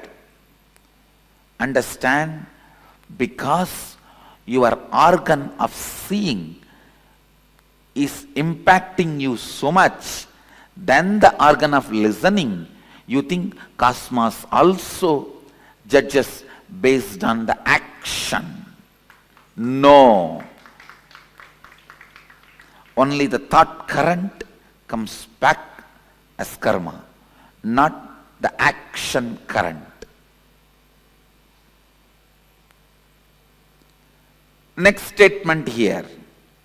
You can cancel out bad karma with good karma by doing good things. It's a myth. It's a myth. Please listen. You can cancel out any karma by cancelling that whole thought pattern, whole thought current.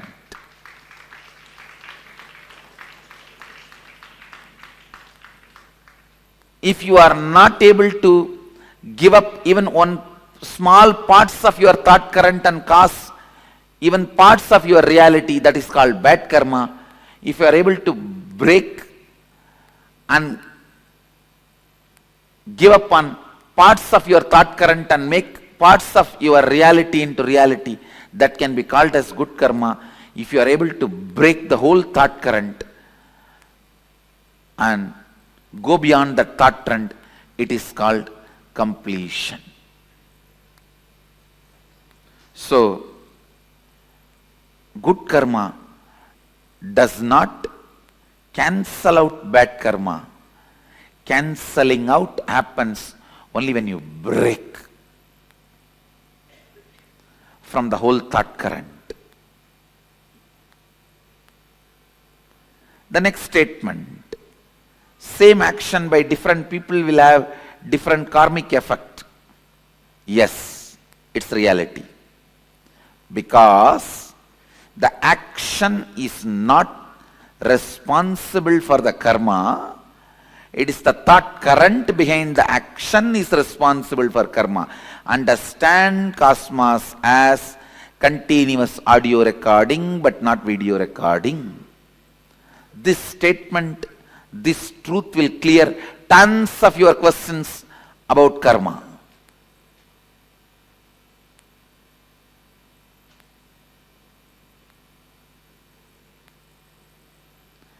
In video recording, visuals are always new. In audio recording, it is always a single flow. Please understand.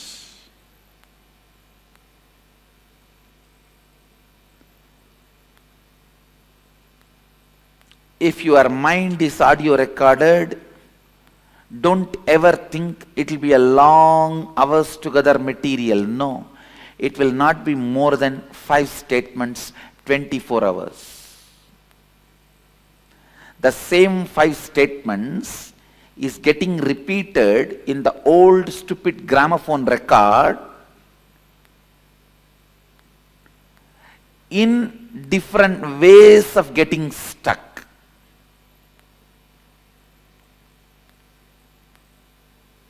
Just this one statement, I ate and like kaka biryani.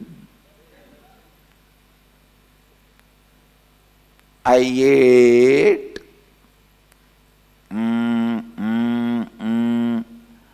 and like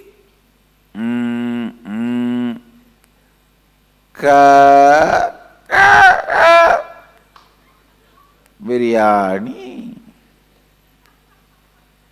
Maybe next time, I ate and like kaka biryani.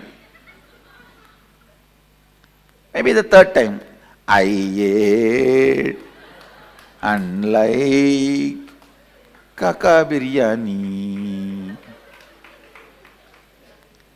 I ate and like kaka biryani.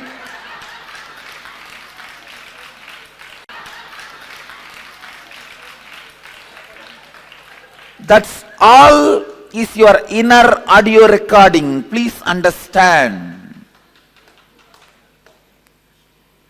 If you think, if you are inside audio recording is done, you will have multiple things. You are wrong. You do not know you. The more restless you are, you think more thought currents you have. No. The more restless you are stuck in the same thought more number of times. Not more thought current. You are repeating the same more number of times, not more number of thought currents. Listen. Listen to this understanding. You can be complete and be liberated today. Internalize this truth.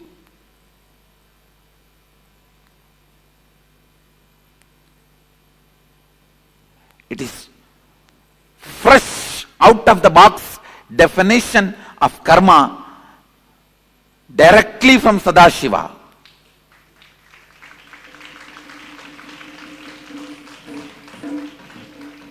Remember this one truth. Your life has no video recording, it only has audio recording. Your actions do not count, your thought current counts.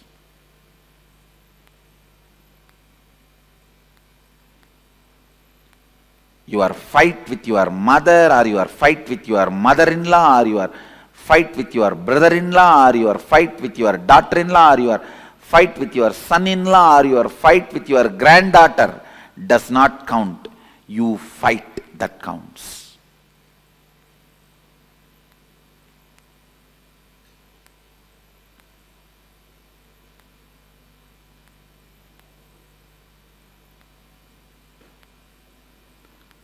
Same action by different people will have different karmic effect. The statement is true. Next statement. Karma cannot be changed.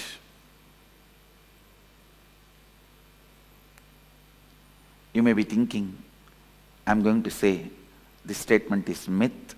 I am saying truth. Karma cannot be changed. It can only be discarded. It cannot be changed. It can only be discarded. Understand the thought current of fight, thought pattern of fight. If you pick up, you can never see peace. It cannot be changed. You cannot alter the effect, side effect, the associate thought currents, the friend, neighbor of this thought current. They come with Anga, Avarana, Parsha Devatas. If Mahadeva comes, Nandi will come. Devi will come. Ganesha will come. Kartikeya will come. With Ganesha his rat will come. With Kartikeya his peacock will come. With Devi his her lion will come.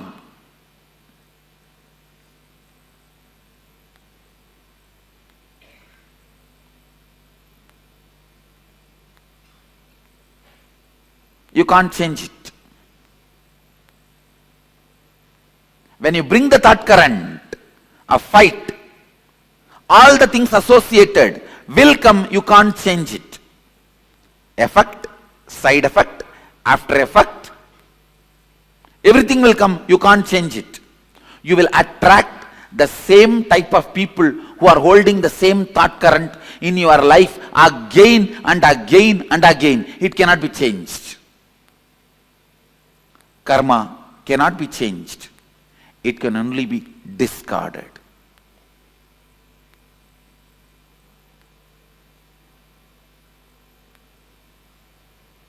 The good news I have for you is karma cannot be changed. The great news I have for you is karma can be discarded.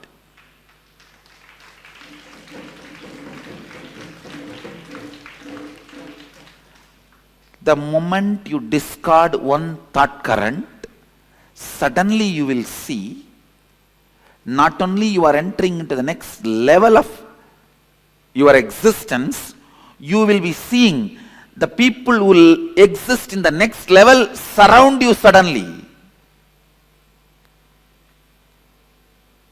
It is literally like Indian movies, how the moment you fall in love, the scene changes. The dry land around you becomes a green grass bed, and the electric pole around which you are standing and talking in your stupid cell phone becomes a great Devadaru tree, and the dog which is pissing around that electric pole becomes a cute pet Pomeranian, and you just run around the tree.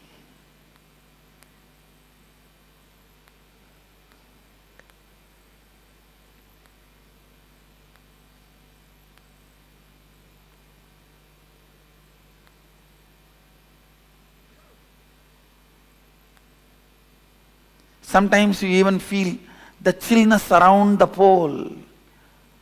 Ice around the pole till police comes and picks you up.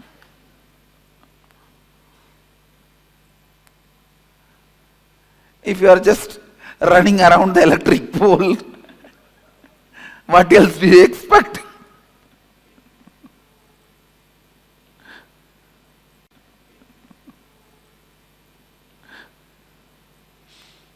Just like how in Indian movies, the moment you fall in love, your whole inside, outside changes. I tell you, exactly the same way. When you complete even with one thought current, the whole thing suddenly around you will change. It has to change, only then you are completed. Your friends in reality and your friends list in Facebook.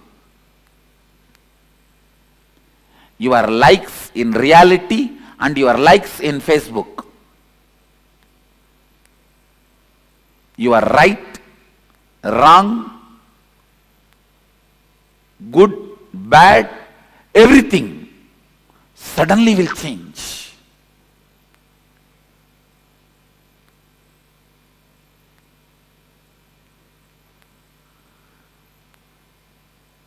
will have such big breathing space.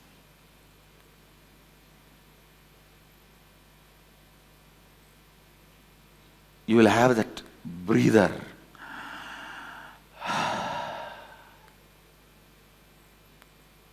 Suddenly the feeling suffocated, collapses, crashes.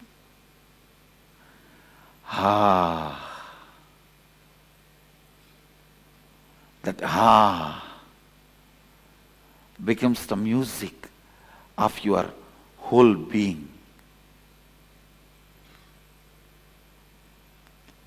Whenever the becomes the music of your whole being, you are tasting completion. You are tasting completion. You are tasting completion.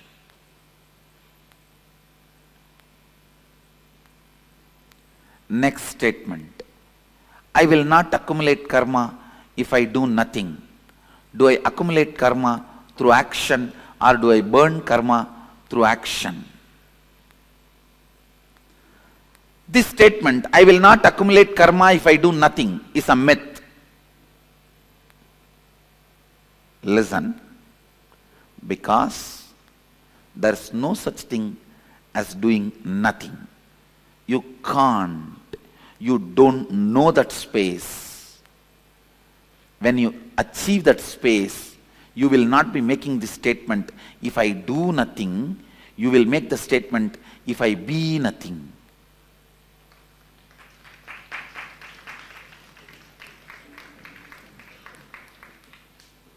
You can never be doing nothing if you are being something. Only if you are being nothing, you can be doing nothing.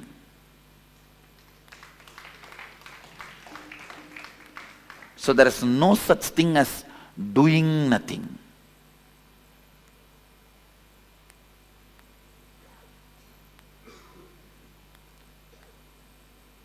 So the statement, I may not want to even say it is myth or reality, I will say it is wrong. The statement is wrong. If you make the statement, I will not accumulate karma if I be nothing, it is reality. If you make the statement, I will not accumulate karma if I do nothing, is mistake statement.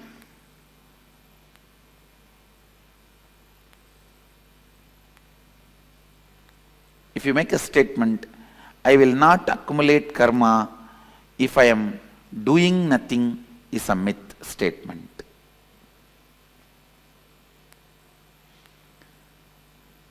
Next line, do I accumulate karma through action or do I burn karma through action? Understand? If your context is moving towards completion, you burn karma through action. If your context is not towards completion, you accumulate karma through action.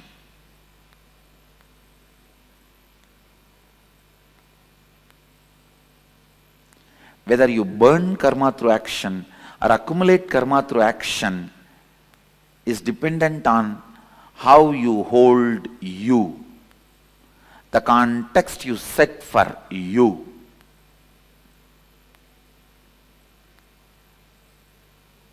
Basically, if you believe cosmos has CCTV camera recording going on,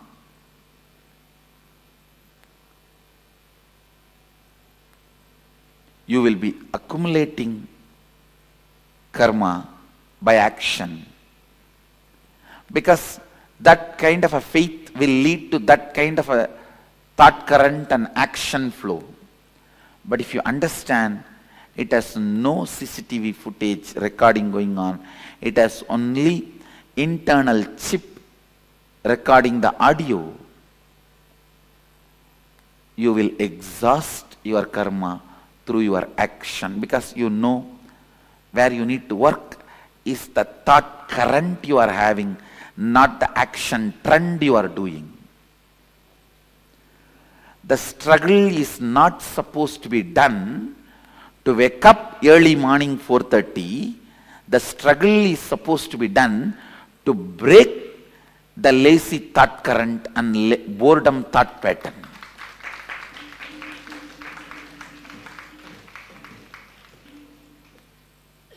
Unfortunately, when you believe the CCTV footage, all your struggle is aimed at waking up at morning 4 o'clock instead of breaking the thought current of boredom, thought current of tiredness, thought pattern of tiredness and boredom. Even for your whole life, if you wake up early morning 4:30, did not break your thought pattern, thought current of boredom and tiredness, you built a good habit, not liberation. Habit is a habit. All of you know, I may want to remind you once more. In habit, if you remove the T, if you remove the H, a bit will be there. If you remove A, bit will be there. If you remove B, it will be there. Only when you remove the I, the thought current, it will die.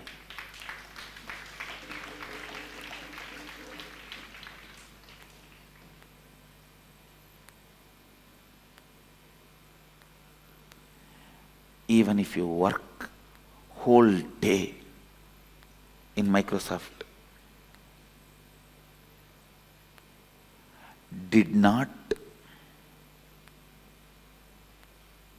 complete with that thought current of feeling bored and tired, understand, you will just feel stuck and feel exploited, sucked and die by 45.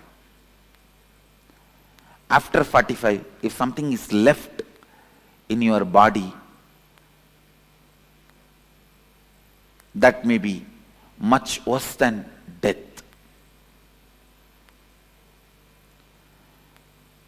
If you break the boredom and thought current and bring activism, you have experienced activism and go on working, you may be working till the last moment of this body's existence and still will not be tired, retired, bored.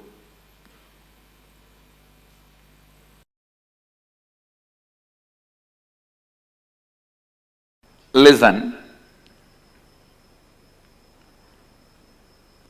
Recognizing the karma pattern in which you are stuck, thought current in which you are stuck, and deciding to liberate yourself from that thought current is vidya. Recognizing karma pattern, thought current in which you are stuck and breaking from that, having a breakthrough from that thought current. Please understand, your decision to change you, your decision to have a breakthrough in your thought current is required basically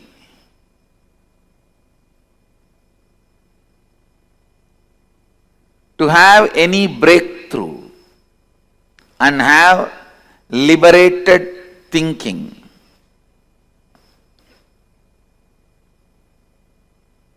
Understand some of these basic truths. If you have a thought current which can cause some health issues, be informed that thought current can never give you fulfillment in wealth also, and it can never lead you to enlightenment also. It cannot give completion in any field of your life. Understand? I am not saying enlightened one will not fall sick.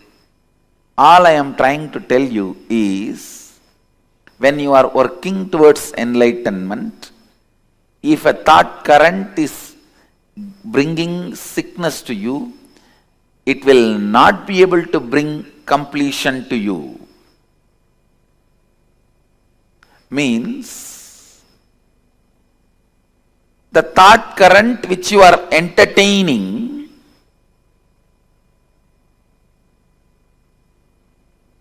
will bring difficulties not just in one field, in every field. So the repairing of thought current is not going to help, only replacing it is going to help.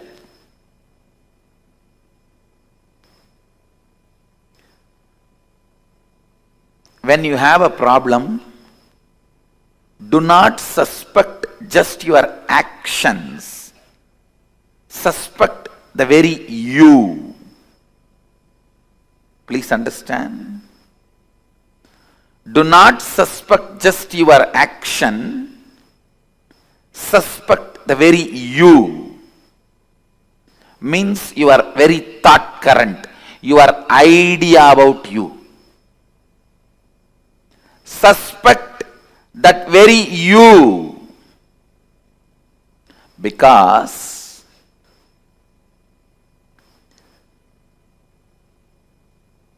change, transformation,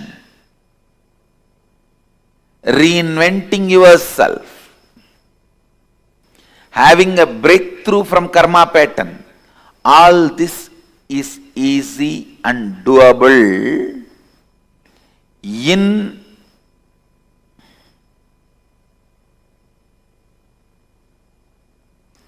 simple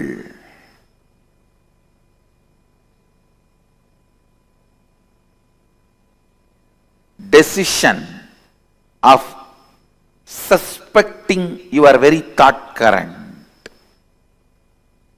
Please understand. Most of us go on suspect our actions. I think morning I don't get up and do yoga, that is why I am sick. I think I don't go to office in time, that is why I am not earning. I think I am not taking right decisions in my office, that is why I am not earning. All this is suspecting your actions. No. That is not going to solve the issue. That is not going to give you a breakthrough. Suspecting your very cognition about you.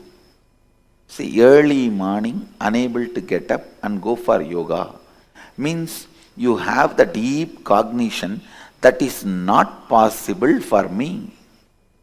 It doesn't look like me. It looks like somebody else, not me.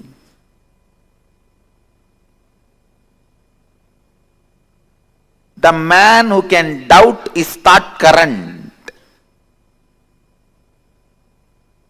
will go beyond self-doubt. Actually, the ultimate yourself can never be doubted. It is self-effulgent.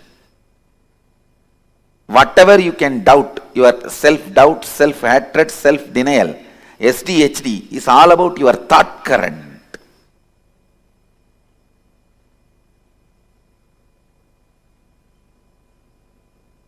You should doubt your thought current, which is creating SDHDs in you,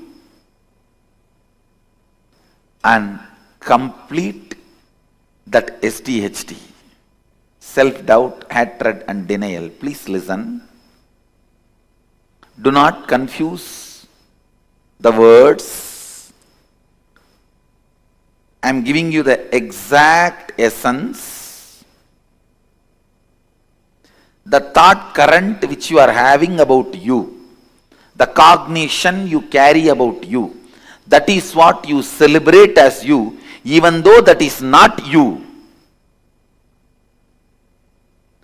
What you celebrate as you need to be doubted.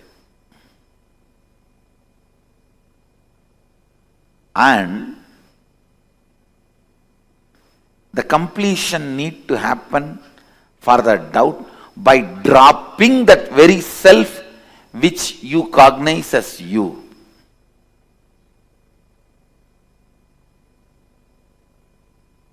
I tell you, if you are not able to get up early morning and go for yoga, it's very simple problem. Or I am giving you another one example. You are not able to run your life unless you get your morning tea or coffee. You are not able to relax unless you take out your stress on somebody else. Listen, it may look very simple issue. The simple issue can't be healed, completed, just by you attending to some of your actions. No. Understand? Don't think that morning not able to get up, that problem will be solved if you learn to become active in the early morning. No. It's not that people who don't get sleep early morning are enlightened beings. No.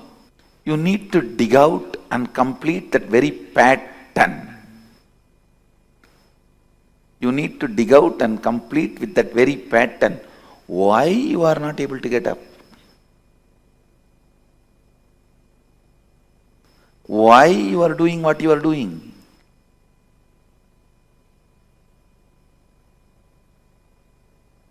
Partially attending or looking into your problems will never solve the issue. The very thought current need to be renounced.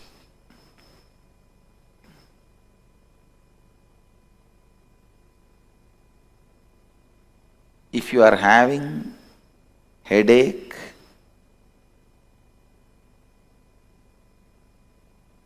be informed. It will not just resonate in your head, it will resonate till the end of your life, wealth, relationship with others, contentment, everything. Everything.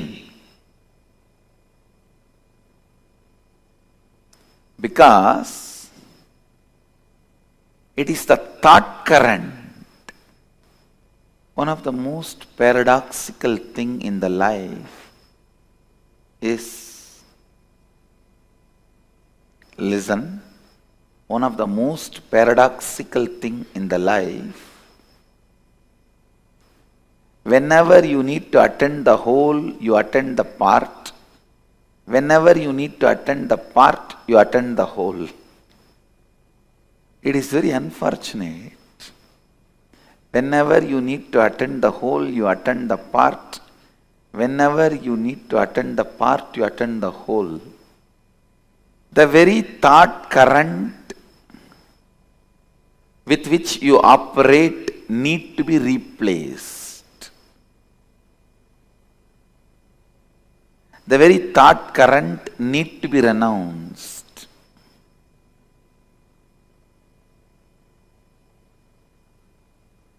If you are entertaining the thought current, you don't have enough energy to wake up in the morning. I tell you, even if you have billions of dollars, you will be constantly craving. You don't have enough money to do what you want. because you do not know the power of the money which you already accumulated and having it. You will consider them as zeros and still continue to feel poor. I tell you,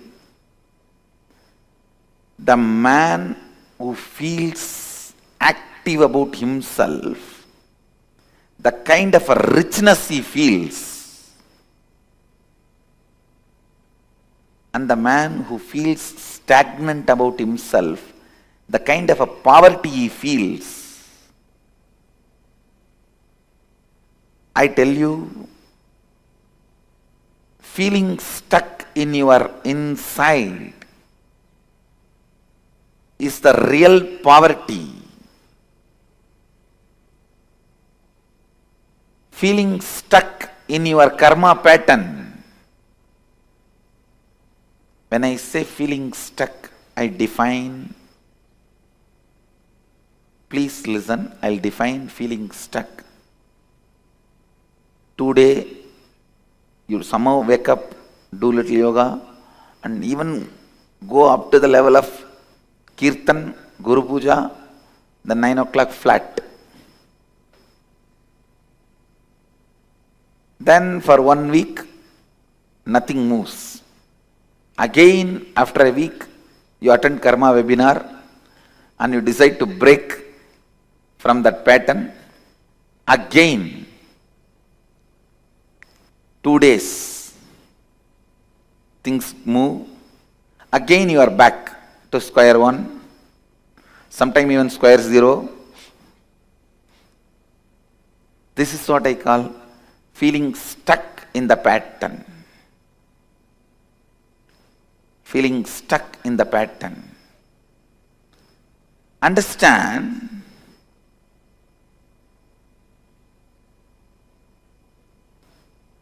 unless you give a breakthrough, you give a break for yourself, unless you decide to break from this karma pattern,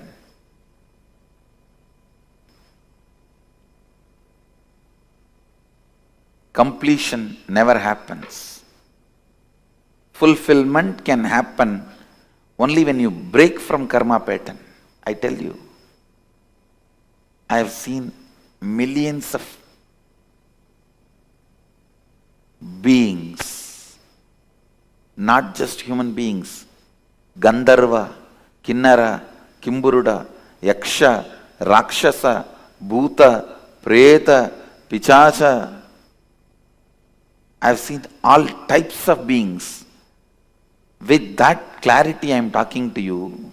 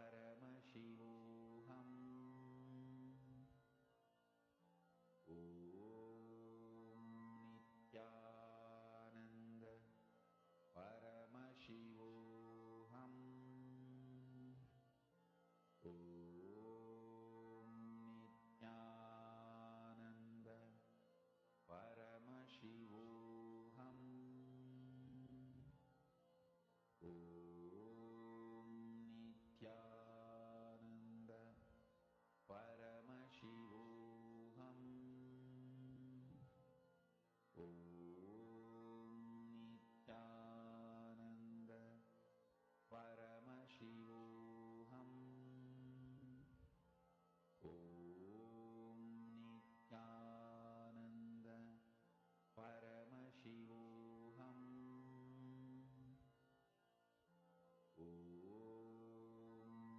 Nithyananda Paramashivoham.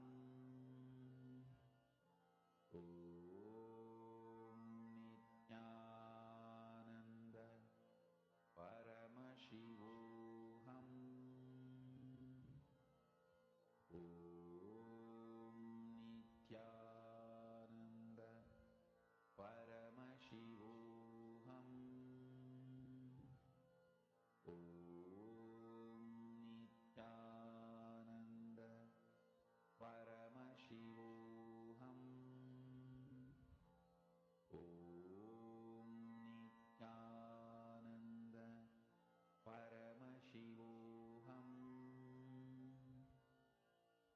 Nithyananda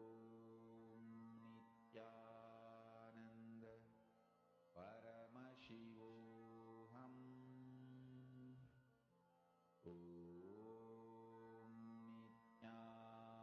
Nithyananda Paramashivoham.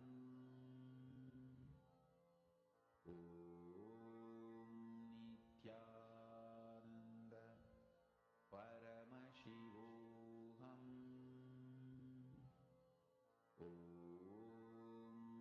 Nithyananda Paramashivoham. Nithyananda Paramashivoham. Nithyananda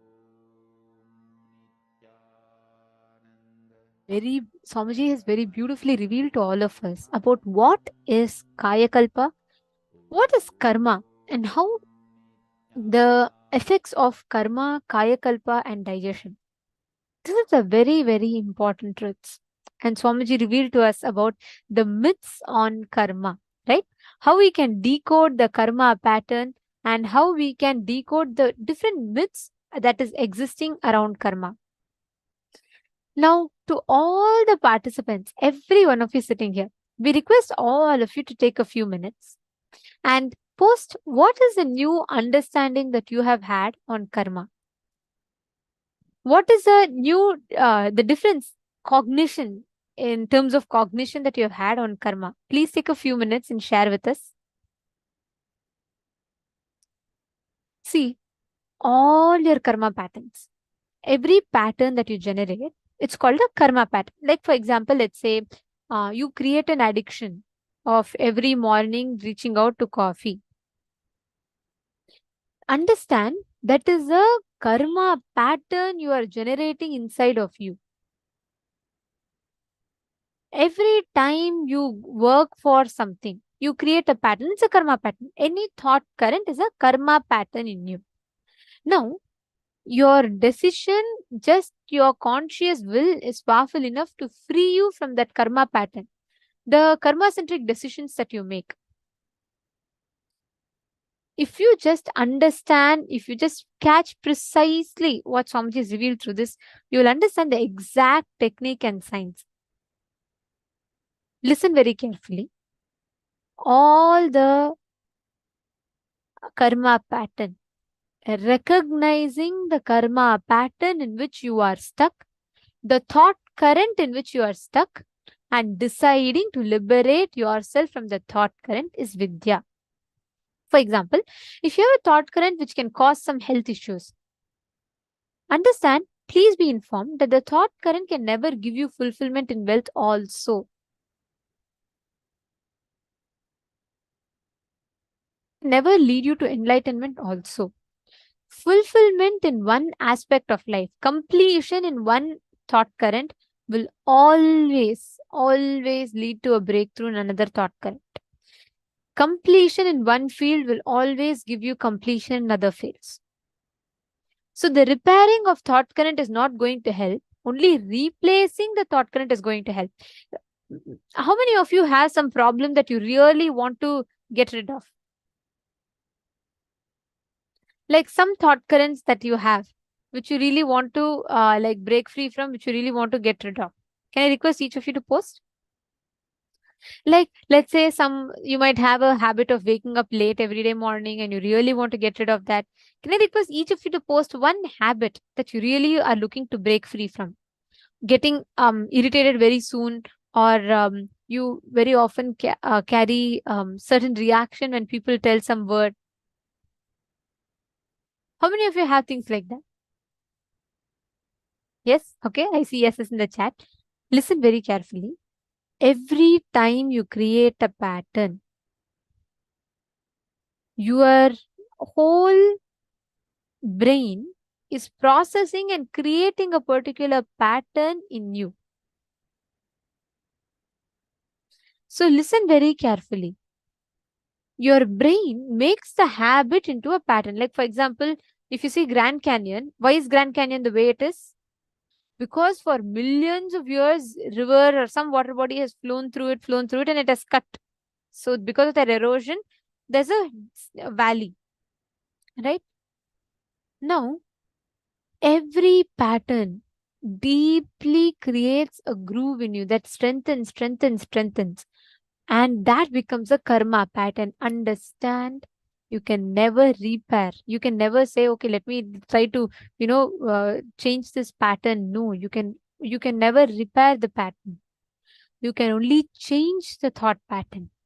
If you have a thought pattern that is inducing powerlessness in you, taking a responsibility to replace that with the thought patterns that gives you completion. Rama Devi is saying, yes, you want to get rid of agitation. Karin is saying, meeting abusing people or having them around me. Now listen, Ma, it is not just people are coming. Something in you attracts that kind of situations in life. Now the whole game here is about how you want to break free yourself from that. What is the way, action that you're going to take to liberate yourself from that particular karma pattern? Karma cannot be changed. You cannot change a karma. You can replace a karma pattern. You can replace a particular thought pattern. Understanding?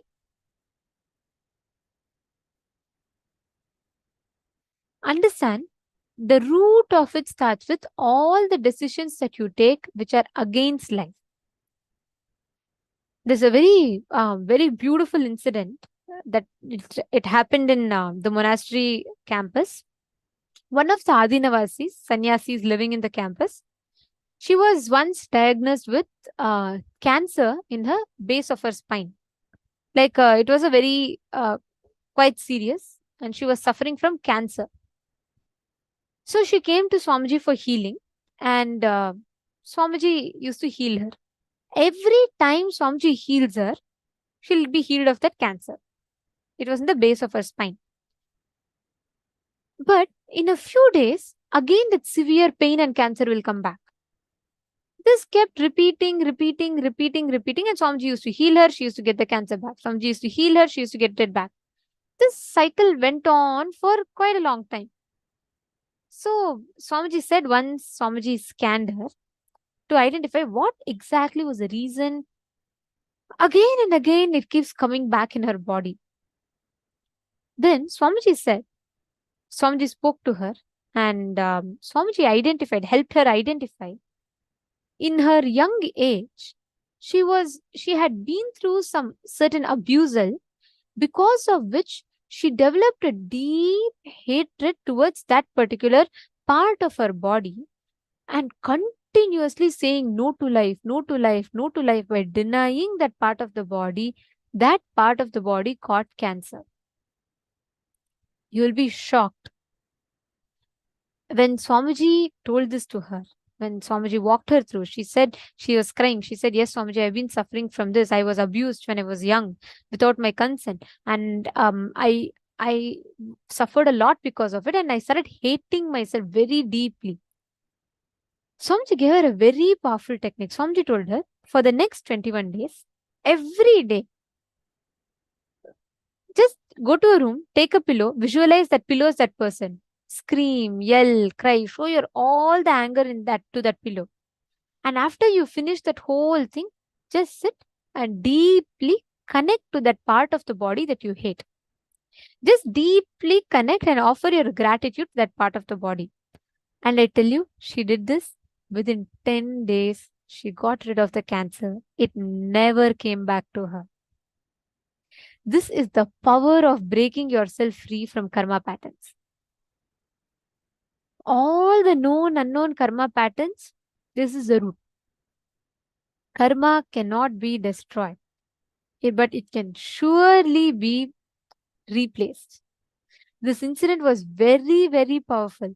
Just by doing this one meditation process, she just replaced that karma pattern, that same karma pattern which made her again and again decide for suffering. She changed it into the karma pattern where she was able to experience healing with her body.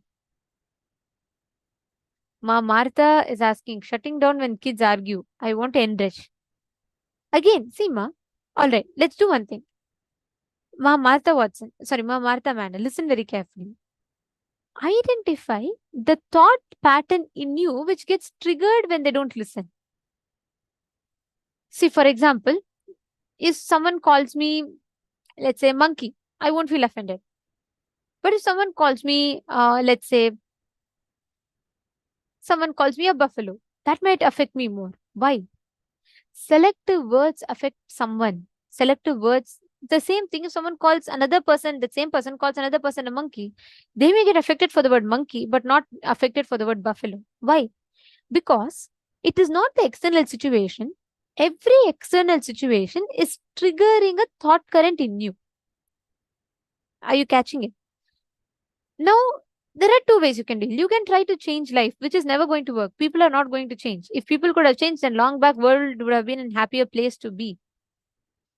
People, you cannot change outside. The only thing that is under your control, easy to change, is you, inside you. So, look in, identify every time when your kids don't listen to you, they argue back. What thought current in you gets triggered? What is the thinking process runs in you?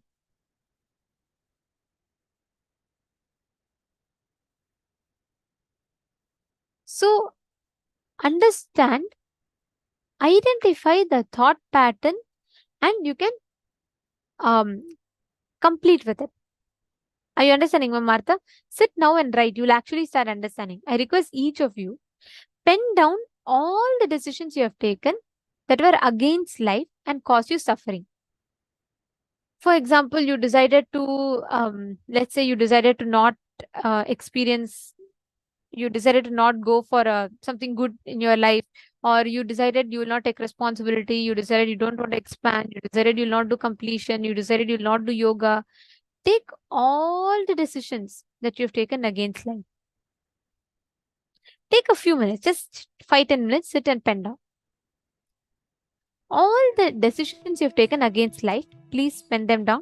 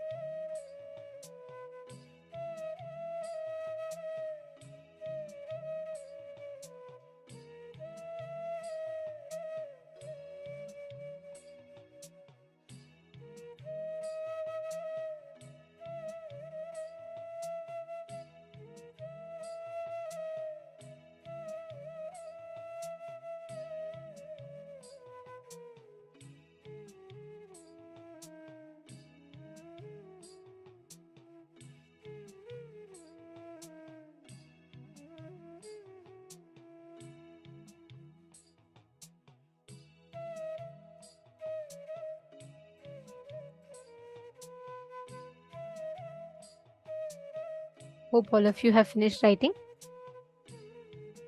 See, now please understand, all of us, every one of us are, just by our decision, we have the power to rewrite the karma patterns. We have the power to break free from even the biggest of addictions, fears that we carry. Now, every one of you that are sitting here with us, please understand, today, just through the initiation, Swamiji will be liberating us from all kinds of karmas. Now, from morning till now, we've understood about karma, we've understood about how to break free from karma, and so on. The first thing that happens when you break a pattern is energy oozes out of you. Actually, suddenly you will see, how many of you have experienced this? Whenever you do completion, you'll suddenly feel like you're just overpowered with energy. How many of you have experienced that before? How many of you have experienced that? Suddenly, when you do completion, you will feel like suddenly there's so much of energy, even you will not know from where. Yes, beautiful. I see so many of you putting yes. Understand, you know why this happens? Swamiji tells, every time you break a pattern, a power gets released. Every time you do completion, see, it's like, I'll give you all an example. So let's say I have this bottle, right?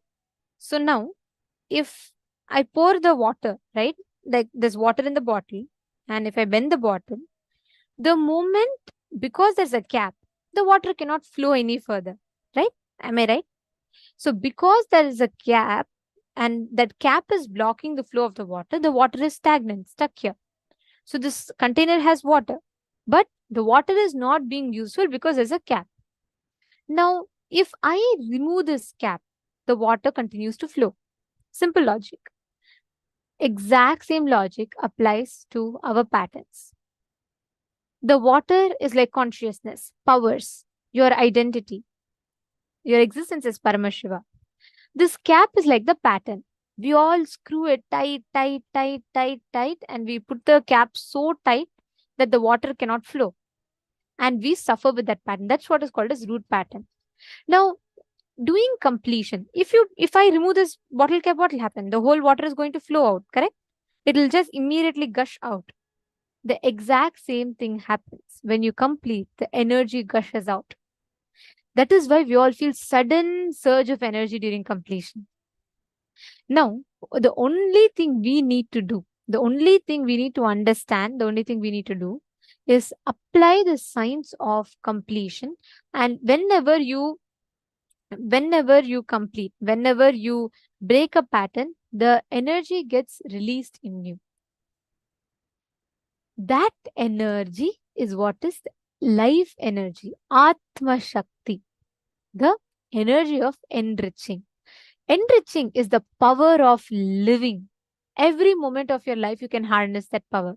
Let us learn about the science of enriching. What is enriching? And today, all of us are having a very, very special initiation. And very soon, we're all going to be entering into the darshan. Can I please request all the participants to come and settle down, please?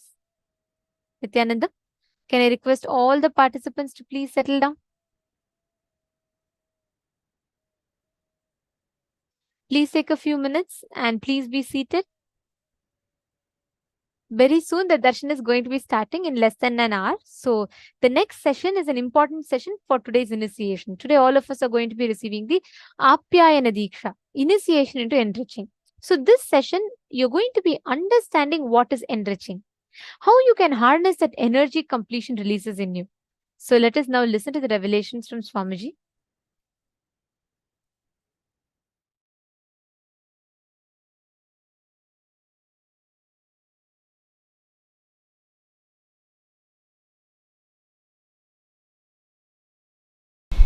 Today I will expand on how the enriching and causing is a spiritual practice. Understand?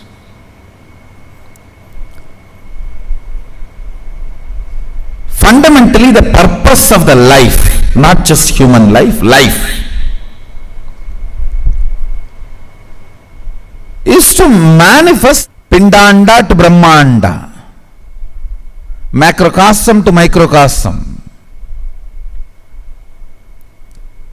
one cell amoeba to Mahasadashiva. See, whichever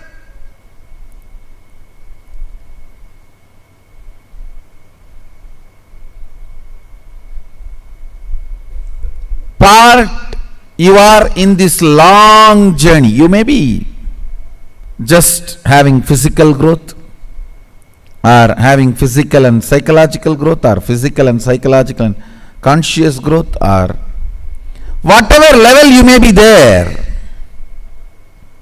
in this whole journey, supporting other beings in this journey is enriching.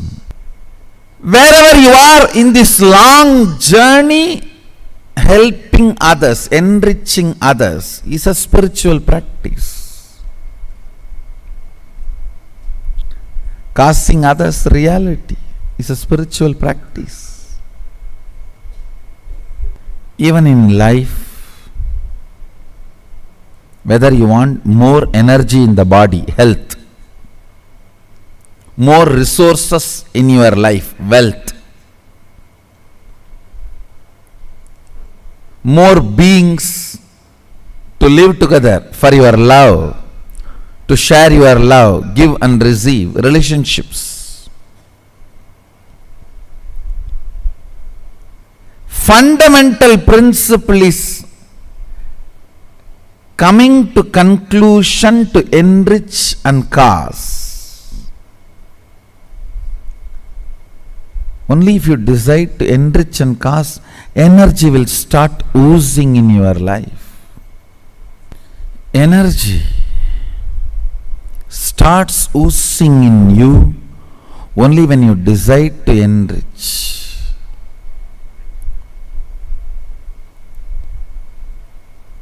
It expresses as health, it expresses as love, relationships, it expresses as resource in the life like wealth.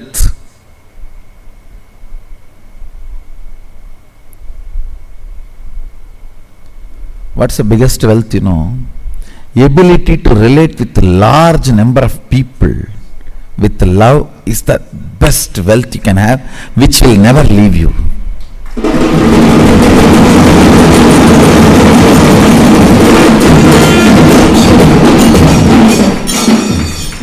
Which will never leave you. Understand? There is only two ways you can be wealthy. The organic way of wealthy is ability to relate with multiple people with energy. Toxic way of relating is ruling. Fundamentally, ruling is toxic way of relating. All human beings should be given a chance of love relationship only if he or she is not even mature to relate with that love relationship. I have seen when you shower your love, people think you are innocent and you can be cheated. Then no other way they should be ruled, because they want that only. They come and tell, rule me, only then I will be disciplined. Otherwise, I myself do not have any discipline. I don't trust me. I can't control me. You control me.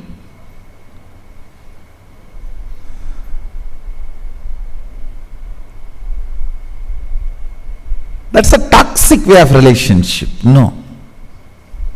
Organic relationship is ability to love, and through love, ability to relate with more and more and more number of people, beings.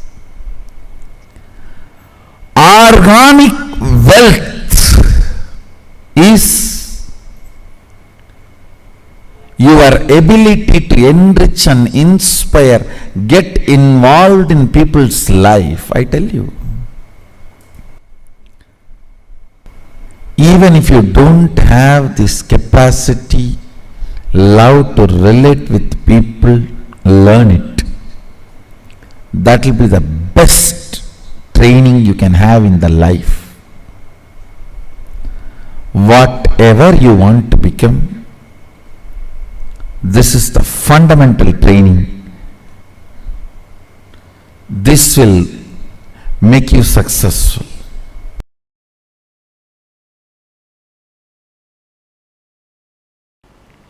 Deciding for life consciously in every step makes you free from all the karma. What is karma? Karma is nothing but your decisions against life sitting in you and harassing you, putting you in incompletion. Your decisions against life which sits in you and puts you in incompletion is karma. Is karma. Your decision for life liberates you from all karmas, all fears, all negativity. Evam tvayinanyate tosti na karma lipyate nare. There is no other way by which a man can free himself from the bondage created by the deeds. Listen.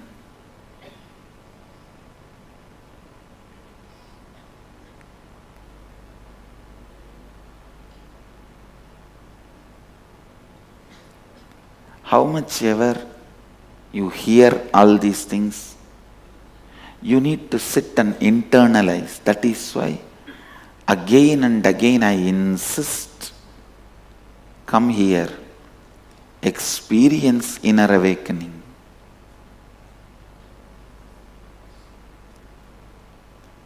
Experience completion. You will see this whole truth, deciding for life, will become your very core cognition.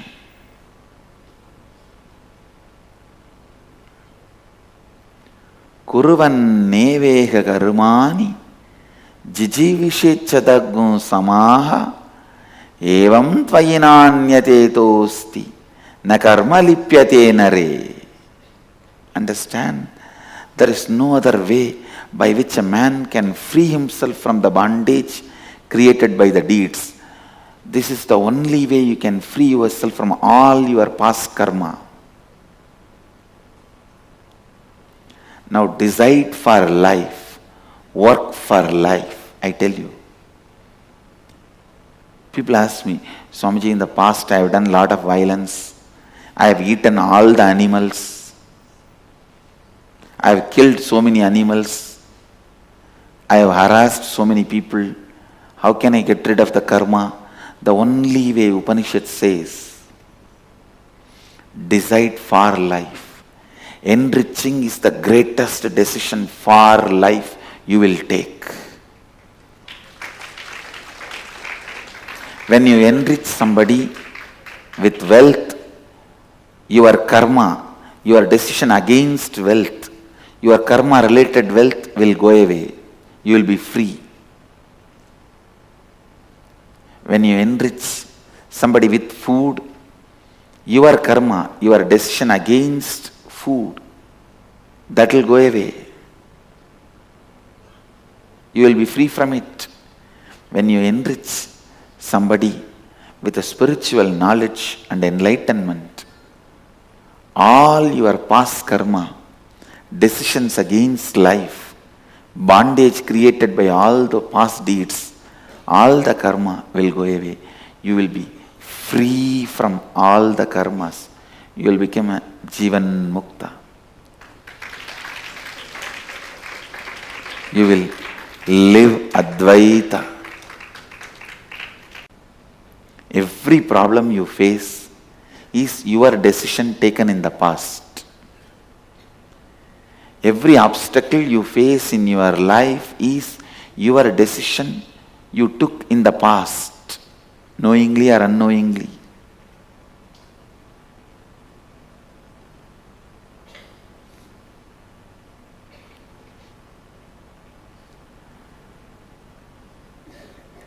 You can decide now strongly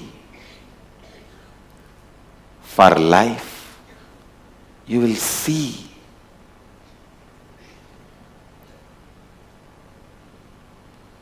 everything, all the best things of life expressing itself.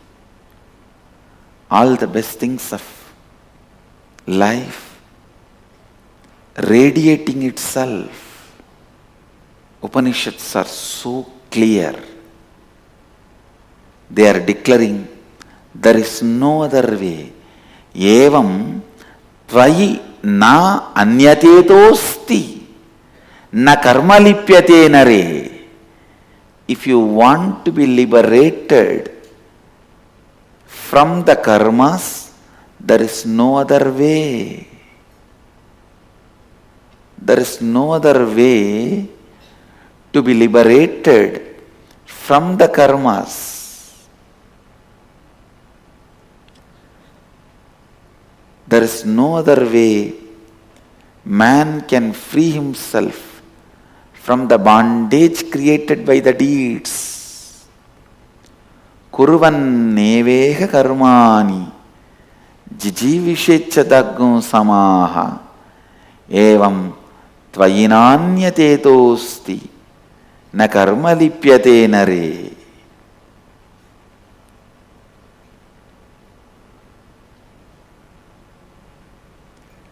There is no other way by which a man can free himself from the bondage created by the deeds.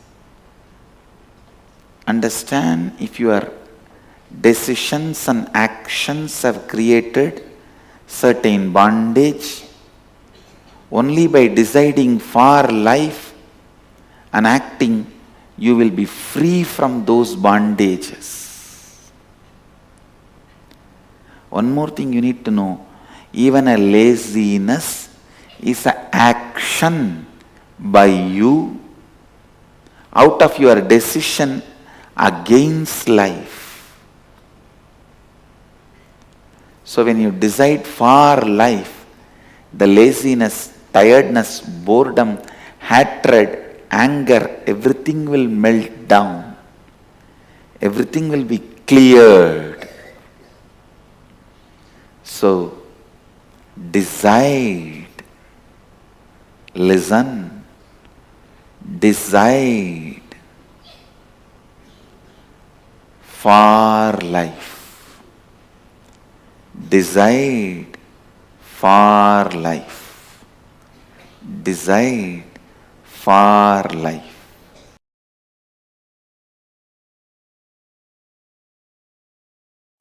Life is rhythmic continuum.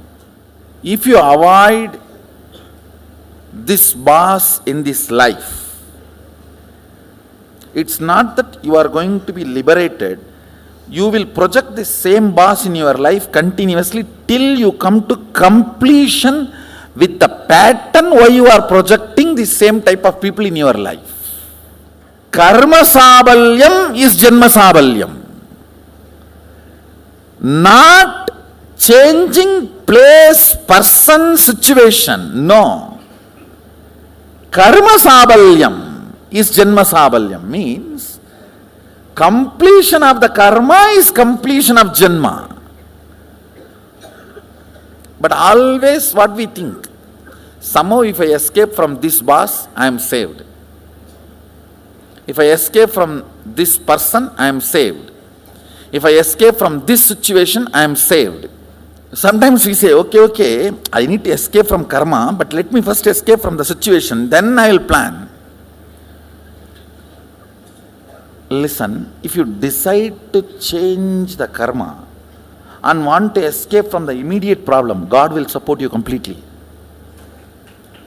Any man who decides for completion, the whole cosmos supports him. Cosmos is not interested in taking revenge on you. It is interested in rejuvenating you.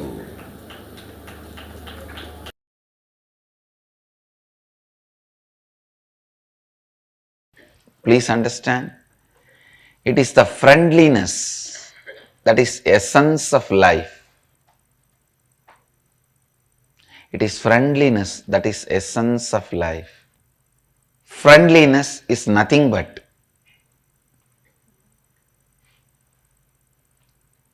positive self-fulfilling prediction about the other person. Listen, I am defining. Whenever you have a self-fulfilling negative prediction about the other person, you are waiting to break it. When you are waiting to break it, all your attitude, everything will be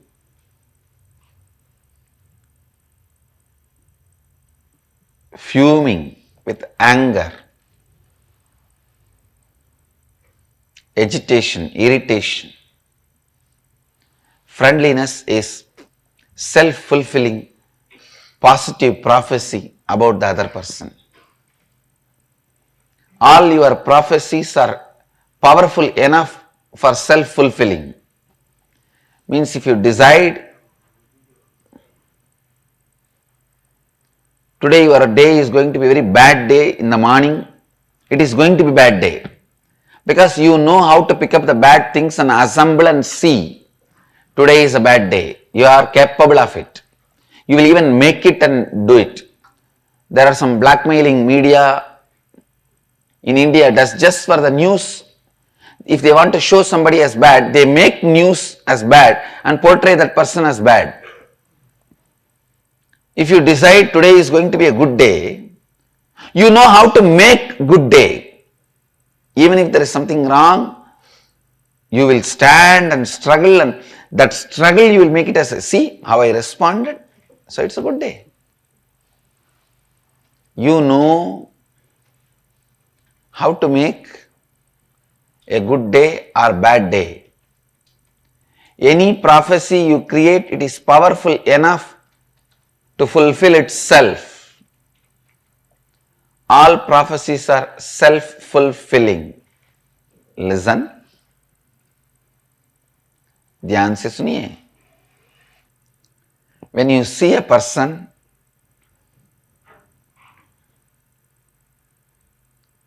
if you have self-fulfilling positive prophecy about him, this person is going to be part of my life for quite a long time. Only then the attitude you radiate towards that person is friendliness. Friendliness is an attitude you radiate towards a person with whom you take a positive decision. Completion makes you take positive decision towards whole life. Understand? Completion is something which makes you cognize, decide positively towards the whole life. Anything which makes you to decide positively towards the whole life is completion. Because life is complete. Completion makes you decide for life. Listen. Because life is complete, completion makes you to decide for life. Because life is complete, completion makes you decide for life. All of us have this one big pattern that everything should be done by somebody for me. Whether it is pushing inside or pulling outside. brushing the teeth or taking bath.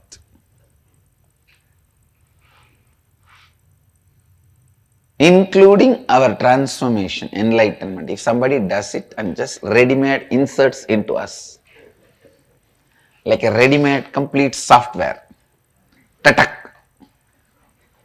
And then you open your eyes and see, yes, I am enlightened. What happened? I went to that Nithyananda Swami's program. Yesterday he touched me and I became.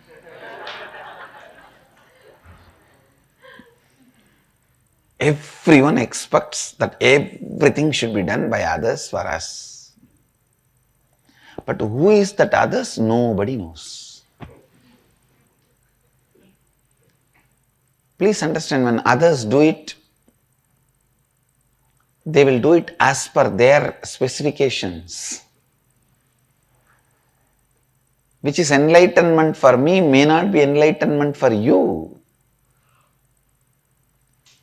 So I can only give you the tools. The final painting has to be done by you. Understand? I can give you the tools and knowledge. But the final painting has to be done by you. Otherwise, my portrait cannot be your portrait.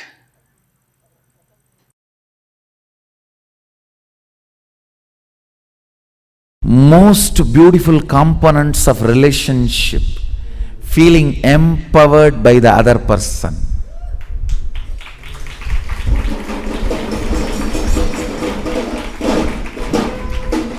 When somebody trusts you and you trust the other person trusts you, when the trust becomes a complete circle, not only you trusting me, I trust, you trust me, and you trust, I trust you. We both know our trust on each other, and our trust on each other, trust is so sweet. That is what I call feeling empowered by the other. Listen, whenever two persons empower each other, they are not 1 + 1 2, they are 1 and 1 11.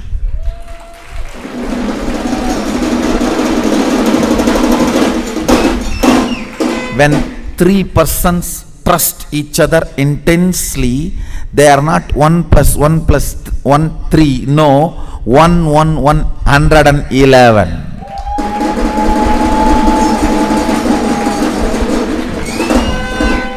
You do not know the power of feeling empowered by somebody's trust. The trust, power of feeling empowered makes every single smile intimate.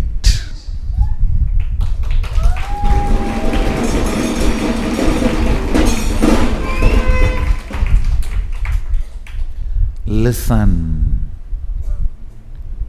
listen. All the beautiful things of relationship,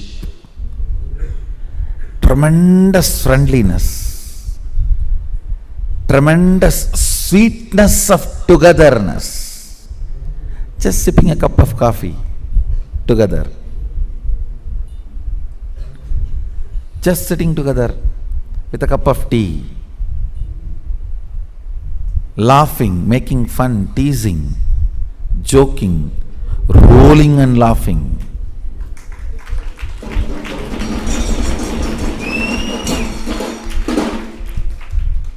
Most beautiful components of relationships gets brutally murdered when the sex intervenes like a wolf inside the sweet home.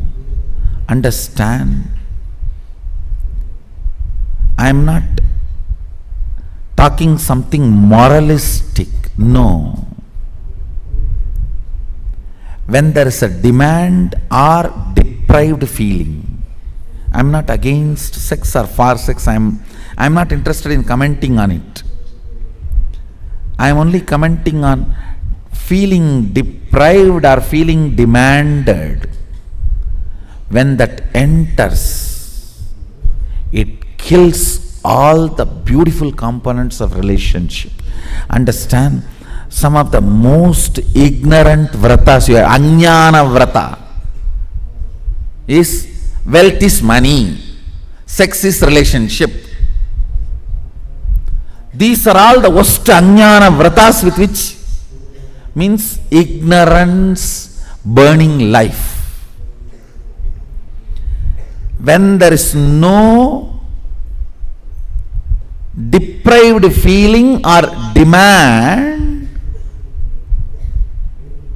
you experience best powerfulness of relationship. Understand? The purpose of relationship is both feeling powerfulness, empowered. 1 plus 1 becoming 11 is relationship.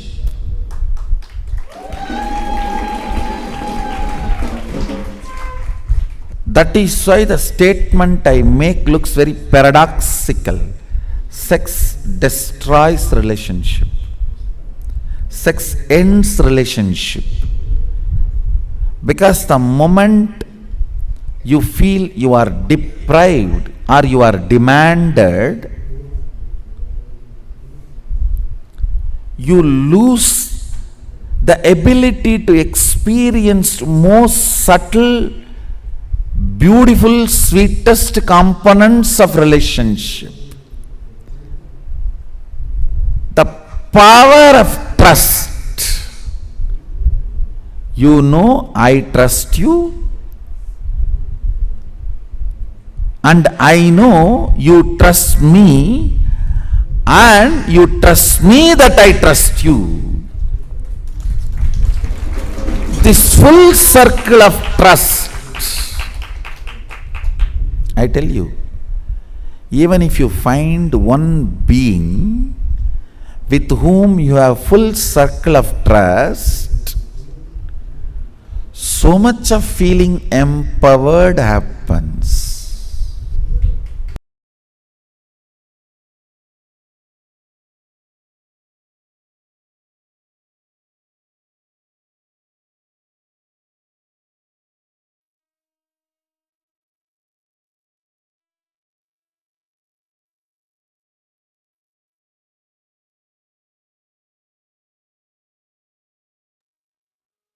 This one beautiful formula that Swamiji revealed, how 1 plus 1 will not be 2 if there's a complete circle of trust, but 1 plus 1 will become 11.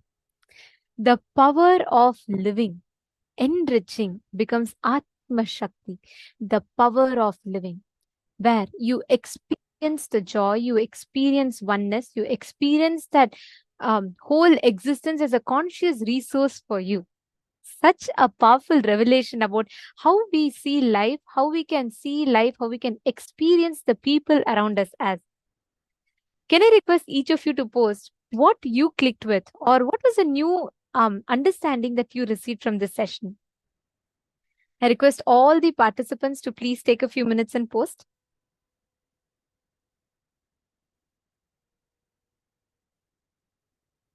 Today, so many of us have received such amazing truths about, be it about karma or be it about now what Swamiji is revealing about enriching. The power of living. Imagine if we all add this as a conscious resource in our life, then you can you literally have the capability to add, to consciously use anyone in your life as a resource for you to expand further in life.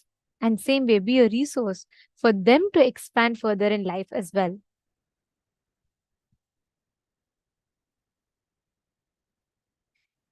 Just by applying this one powerful cognition, we all can experience that tremendous breakthrough in life. And this is what Swamiji is going to be initiating to all of us through the Apyayana Diksha today.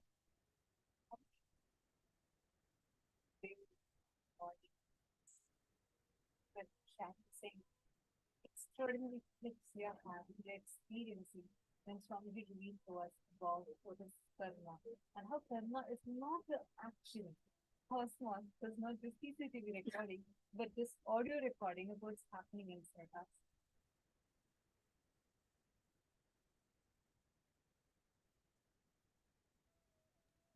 Sorry for that. I hope now you all are able to hear me.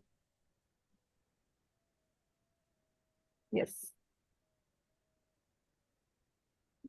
From morning till now, so many of you were sharing with us saying how many clicks you're having when Swamiji is revealing to us about karma. How karma is literally not equal to the actions, but the thought currents that you are stuck in.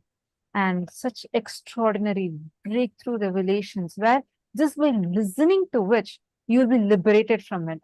And not just that, Swamiji explained to us how Cosmos does not do video recording. It does not have a CCTV recording. It instead has an audio recording, continuously has an audio recording, which is why the thought currents we carry are too important. And many of you were asking, okay, now what is it that can liberate us from these karmas? I think Susan was sharing, saying, oh my God, now I feel like everything I do is going to be only a karma. How can I be liberated from it? And in this session, Swamiji gave us the exact answer for it. Swamiji said, only by saying yes to life, na karma lipyate nare. Verse from Ishavasya Upanishad, Swamiji explained about it. How, when you keep saying yes to life, the karma does not touch you. Karmas don't bind you anymore. And what is the biggest yes to life? What did Swamiji say as the biggest yes to life? Come on, take a moment. Just now we listen to it. What is it Swamiji told as just doing this one thing is saying biggest yes to life. Therefore, you will have the ability to live for hundreds of years. Actually, in the very second verse of Ishavasya Upanishad, it says, Kurvan neveha karma ani jiji visheshatagum sama aha, meaning you can go on doing so many actions and live for hundreds of years. And in the same Upanishads, the Upanishadic Rishis also give us the secret technique of how you can live without those karmas binding you, which is saying yes to life. And what is the biggest saying yes to life? Yes, see many of you posting. As you all have posted, that's right. It is enriching. And that enriching is what Swamiji is going to be giving us all as an initiation today through the Apyayana Diksha. We all are going to be receiving the power to be enriching. Continuously enriching will empower you so much that even the actions that you do, you will just be doing it for the sake of enriching. Like how, if you see Swamiji's whole life, take any action, there will be not a single thing Swamiji does for himself. It's just for us. Like if you see, when Swamiji is coming and sitting as the deities, radiating each day, sitting as that particular form of Paramashiva, radiating and showering for all of us. And you see that there are specific abharanams that Swamiji wears, the jewels that Swamiji wears. It is again not for himself, but just to bless each of the devotees, whoever has gifted those jewels to Swamiji, offered it at the feet of Swamiji. Those jewels are just to see the smile on the devotee's face and to enrich, because every moment, if actually all those who have given any offering to Swamiji that you wanted Swamiji to wear, we have so many of you who have offered like gold bangles or diamond necklaces, all these things, any offering like this which you wanted to do it as a offering for the Nijavatara, Swamiji himself, to wear it physically. Every time Swamiji wears that particular jewel, and does any initiation, all the good karmas that come through that initiation will directly come to you. So one, he fulfills us, showers us by accepting our love. And it is literally equivalent to Samipya Mukti. Means you becoming, it is like you literally are becoming a flower in the garland that Swamiji wears. Which means you are literally becoming, so you're living close with Swamiji. Actually, there are so many of you here who have had the amazing blessing of being able to do the Swarna Alankara Seva to Swamiji, right?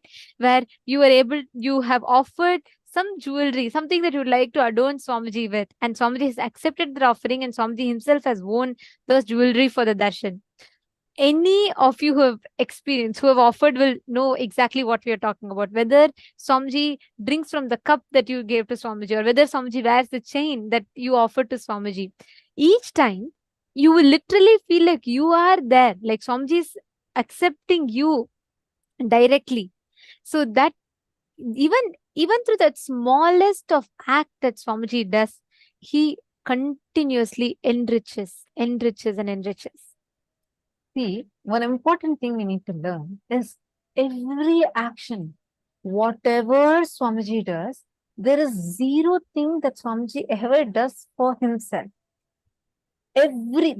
Starting from the decision to descend from the cosmos, knowing very well what will happen when Swamiji comes from the Paramashiva plane into this physical human plane.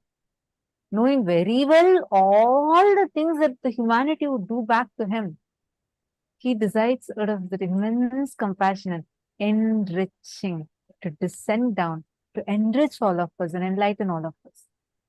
Up to every single smallest action, whether actually many participants here, whoever have offered any of your jewels, or you wanted to give something to Swamiji, for Swamiji to use, you all would be knowing when someone is having some struggle in their life, right? Like if one person was having some health issues, some legal things that she was stuck in, and she had requested Swamiji's blessings for that.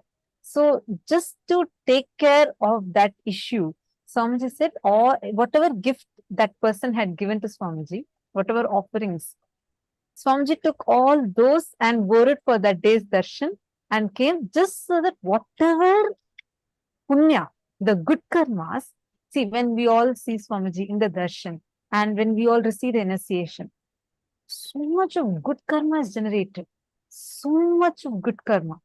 Now, all that, none of these good karmas directly go to Swamiji, because Swamiji as an avatar is beyond karmas.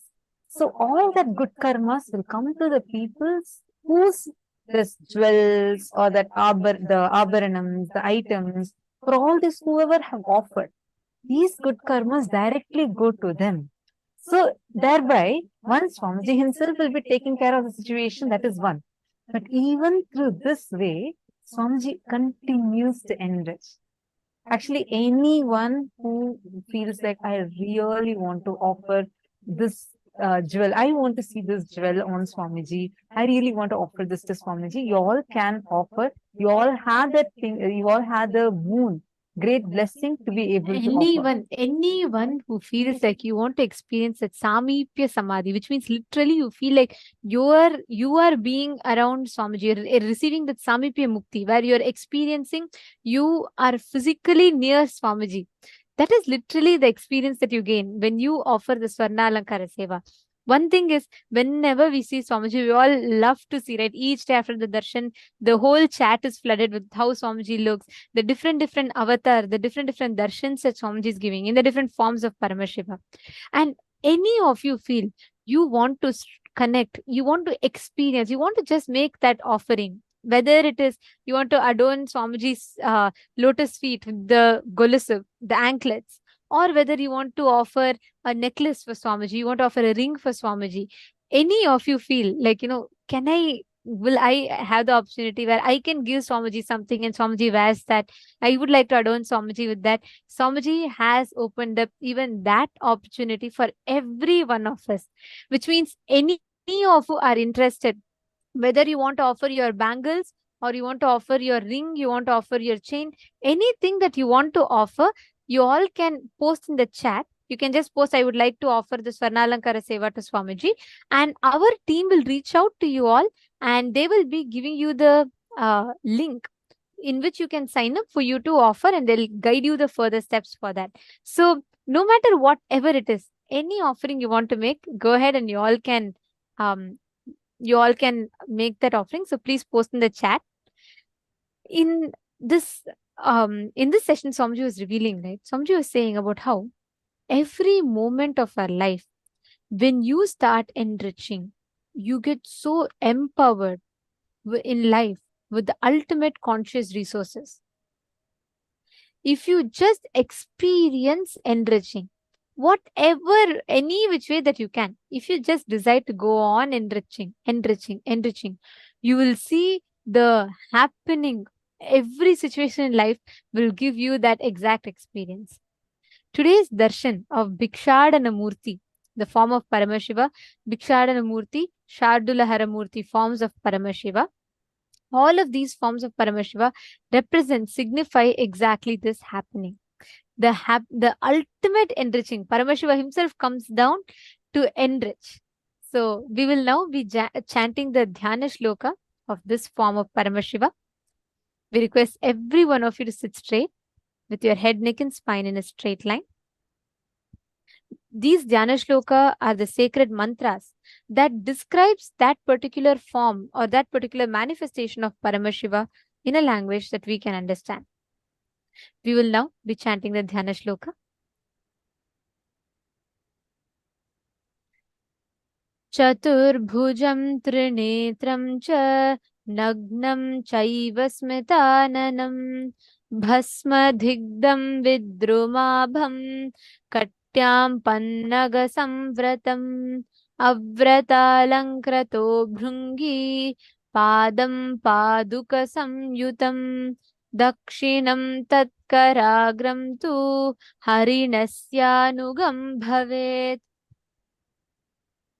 Dakshine parahaste tu damarum chaiva karayet vame tvat parahaste tu trishulam pinchadarinam kunchitam dakshinam padam vama padam tu samsthitam samabhangam sthanakam cha gamanonmukharupakam कपालोपेतहस्तं च वृषणाभिसमं भवेत् एवं भिक्षाटनः प्रोक्तं गुण्डोधरमथो शृणु देवस्य वामपार्श्वे तु गुण्डोधरमतस्थितं हस्तद्वयसमायुक्तं कपालं शिरसि न्यसेत् भूताकारसमायुक्तं कुण्डले कर्णयोर्नसेत् दंष्ट्राकरालवक्त्रं च पूर्वोक्तं लक्षणान्वितम्. This particular form of Paramashiva, where he graces the whole world with the ultimate auspiciousness, and the ultimate blessings of enriching, he himself comes down, causes the reality of all the rishis, bestowing them with enlightenment. Today, all of us are going to be receiving this initiation into experiencing enriching. We request all the participants to please bring a white thread, as we had announced yesterday. Please bring a white thread and make sure that you have applied turmeric on it. You don't need to wear it right now. During the darshan, Swamiji himself, once Swamiji initiates, Swamiji himself will be blessing us, and Swamiji will be telling us to wear. At that time, you can put the